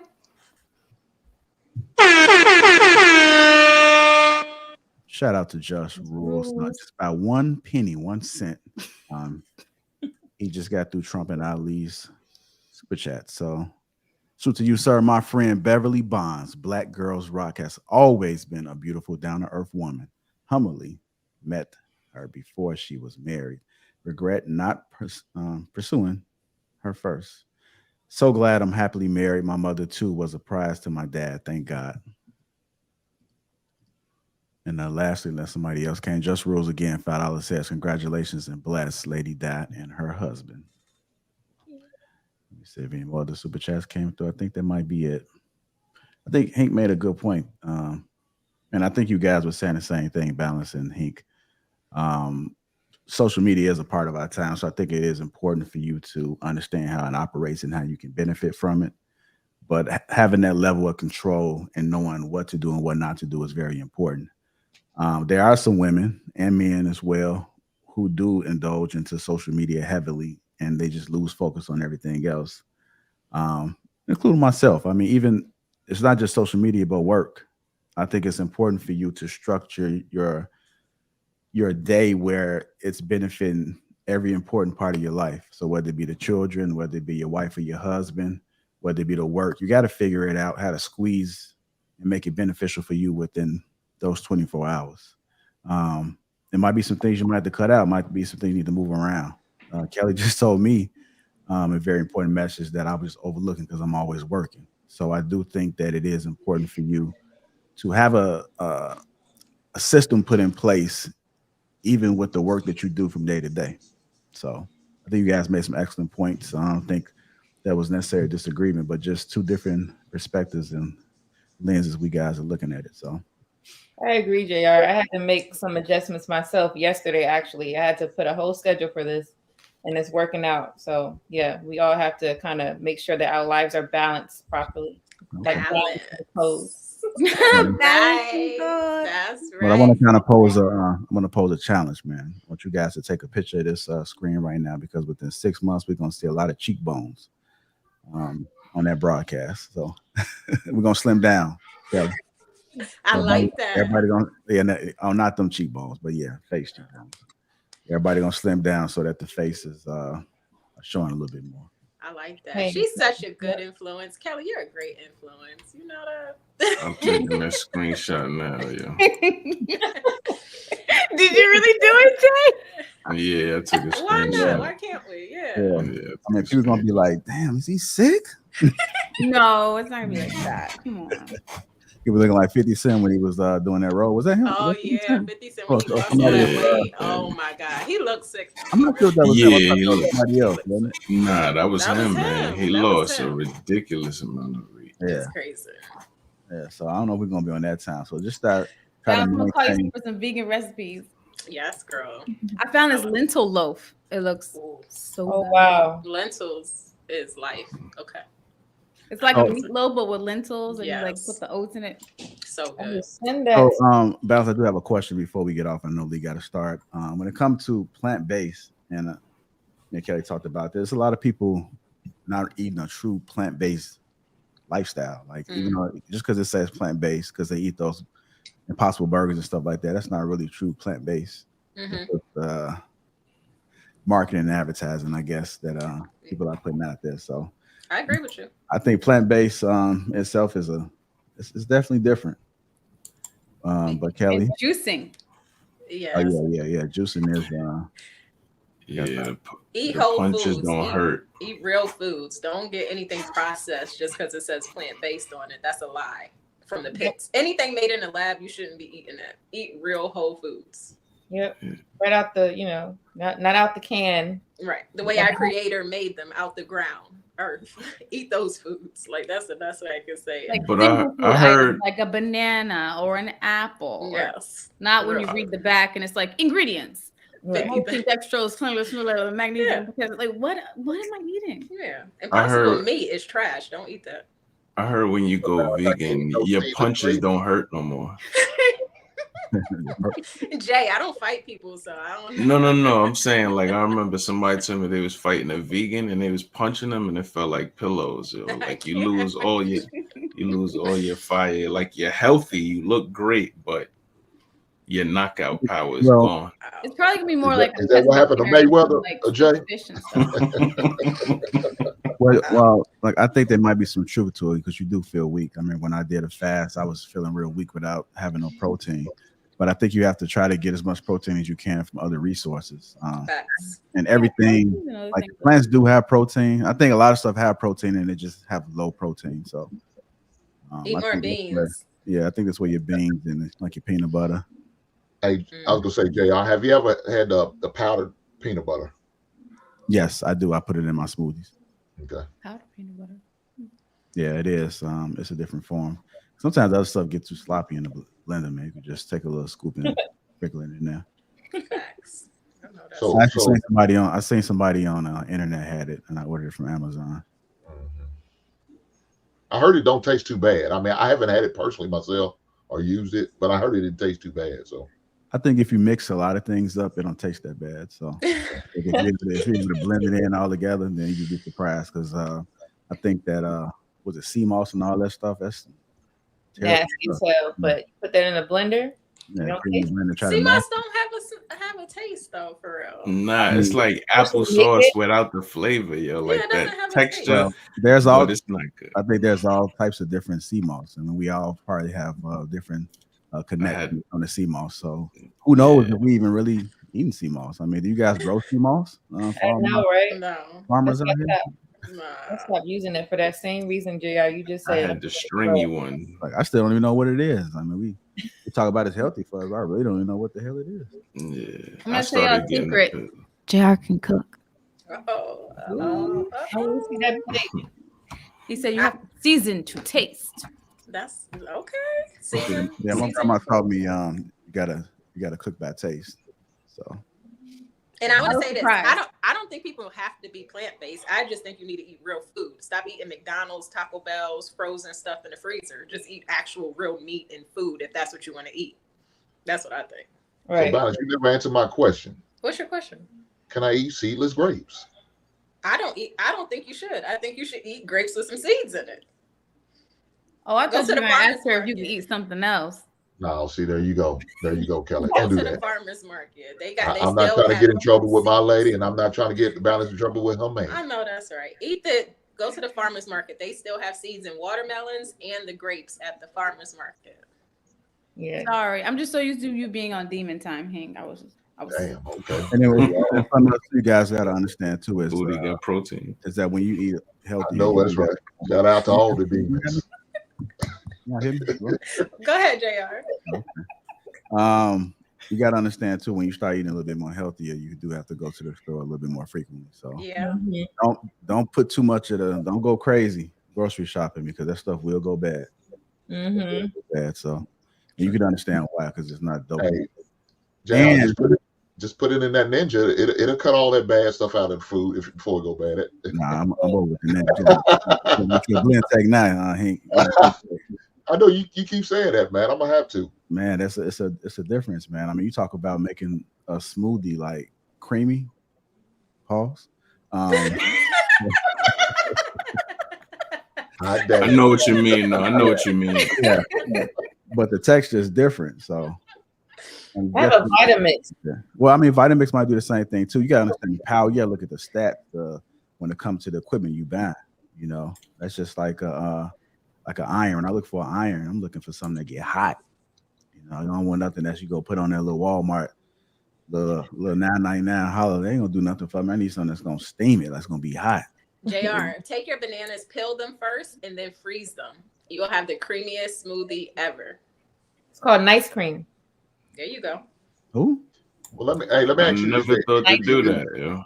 Yeah, I know you can freeze them, chop them up like in little sections, and then just toss them in. So good. And you know what I continue to do? I still put avocado in every smoothie I put, regardless of what. Yeah, avocado too. I put avocado in there. I never put You said what? I never put in avocado. You know what? I had bought an avocado and I cut it. I'm like, what the hell is that? I didn't know how you supposed to cut an avocado. You talking about the seed? I didn't know what it was. I cut it. It Kelly, That's why I exist. We deserve the best. It looked weird as That's why hell. I exist. I just threw it away. I just like, I don't know. I must No, got you a bad threw one. it Avocado away. was good, man. I It's must have got a good. bad one. Because I didn't know Throw a it's the little certain way you got to peppers, cut it, I salt. guess. I tried to cut it straight down the middle, and I was like, No. Yeah, that big seed. The seed. I'm like, what is this? You I'm could like, really just squeeze it out, like peel it and squeeze Yeah. it out. I You're use a so bougie. spoon. You're used to those pre-cut avocados. Oh, okay. That's what's going on. JR, do you still use you put almond milk for your smoothies and everything? oh, Or yeah, you just, yeah. I've been buying 80 because I've been doing a lot more smoothies, you know, Okay. but I don't drink regular milk. When I did a fast, that fast that I sent you, I did that was years ago. I gave a milk taste nasty. I don't like the way it smell. It just looked nasty. So I always do. I'm not saying all milk is any better, but it does give you like a substitute for milk. We Make weren't your allowed own. to drink it growing up. My dad used to be like, cow milk is for baby cows. It is. We never had And cow milk. and real quickly, I just learned about water as well too. That spring water is the best water to get. You know, I always thought tap water was the most healthiest. No, you didn't think that, JR. Well, I grew up in the project, so I mean I would just turn the water on the sink and just start drinking it like right there. Tap water was yeah, refreshing. you know how we had to go to. You wanted some water, you had to go to the faucet outside. Oh. You could come inside. That's now in the country. That's what they do. Yeah, You can't be Mississippi. running in and I was in Mississippi and I did that. I tried to get some water. I just spit out. What the hell wrong with the water? They said you got to boil it first. We weren't allowed to drink I tap said, "No, water. that's too much, man. That's too much to do right there." I'm like, I'm a city person. I ain't with this country stuff. Man. That's hilarious. She said That they is- wasn't allowed to drink tap water. You get put on punishment if you get Man, caught that's right. drinking Hey. tap. My dad went to the water store every day. We Because did not fluoride. Yeah, in that's the what I grew water. up on. Man. That tap water was the best water. The tap water was the water to make your pee clear. You know the shit. The It rest was of the better water, back then. It was better back then. Now it's crazy. It's way well, different from what now. I heard is that the pipes. I was told that Got lead in it. all of the water supplies had lead in it. Yeah, They don't all drink tap have it. water. It's just what happened up in Michigan. Yeah. What happened Everywhere. there. It's just because you got the pipes. You got these pipes that's been laying there for hundreds of years. Yeah. And the same water been coming through there. They not digging them up and changing it. They just keep feeding it to us and they kind of filter it. So Hey, baby. Yeah, well, hopefully it's getting better because a lot of the construction they crossing over from these lead and cast iron type pipes or clay pipes, the terracotta pipes. They're crossing over, so the water source will get better, and then it won't be no lead in the water hopefully much sooner. I know We should have Balance run a health show. I wouldn't mind. Yeah. I love educating people. Do a weight loss contest, yo. like, won't he do it? Or just introduce different health options to people that they may not be aware of. For sure. Why not? I already do that, so I'm open to it. Okay. Shit. Where you do it on your coaching show? I do it a lot of places, in real life too. Because there's a lot of stuff that people just don't know. I don't know how to take that. I'm gonna leave it alone. No. I can't wait till you get married. Like, I'm so excited because I see that for you already. Like, You meet me at the altar in your white dress. She'll be there. Okay. Let's go ahead and end this. I'm going to the gym now. I'm going to the gym now. Just saying. All right, y'all. Hey, shout out to Lee. He's coming up next directly after this. So make sure you guys click in. And Lee, I know he's waiting for me. So my apologies, Lee. I know you're probably tuning in. I'll be right over there. Let's take the same energy over there. Let me go ahead and drop the link real quick, man. Hang tight, guys. Hang tight. Let me just drop the link real quick, man. I'm gonna try to get off as a unit. Kind of leave me up there. You can play my song? You got a song? My favorite, outro. Oh. I thought you made a song or something. No, there's just one he plays that I really like. Got you. He actually sent it so I could listen to it when I'm taking a shower and stuff. So I like it. All right, I'm gonna go ahead. I'm gonna go ahead and I'll drop the link momentarily. Everybody head over there. I appreciate you guys. Thank you. That was an extra long show. Have a great day, guys. You too. All right, y'all. See y'all next week. Here we go.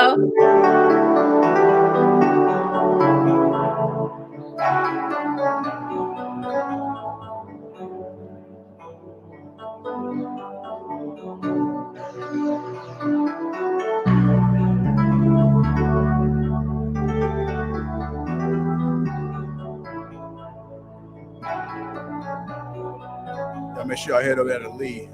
Lee is about to ready to go live, you guys.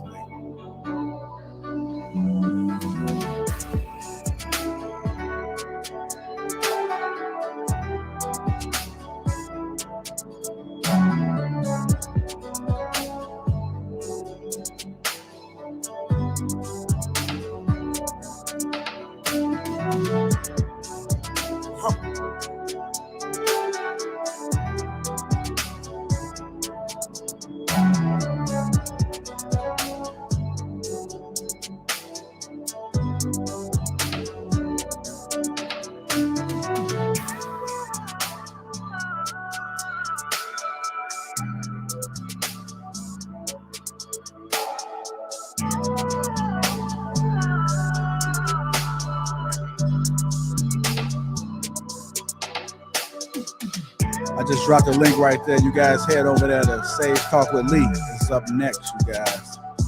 I just dropped the link.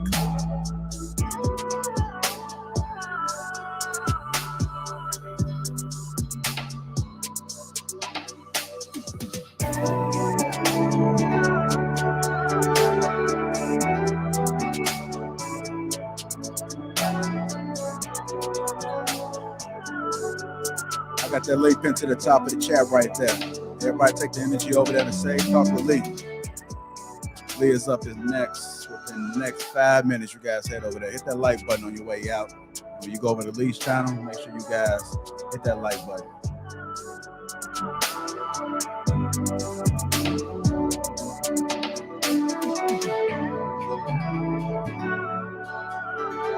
Shout out to Just Rules, $5 again.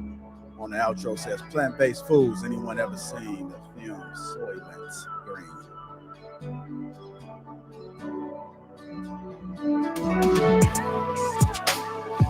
It's the last track.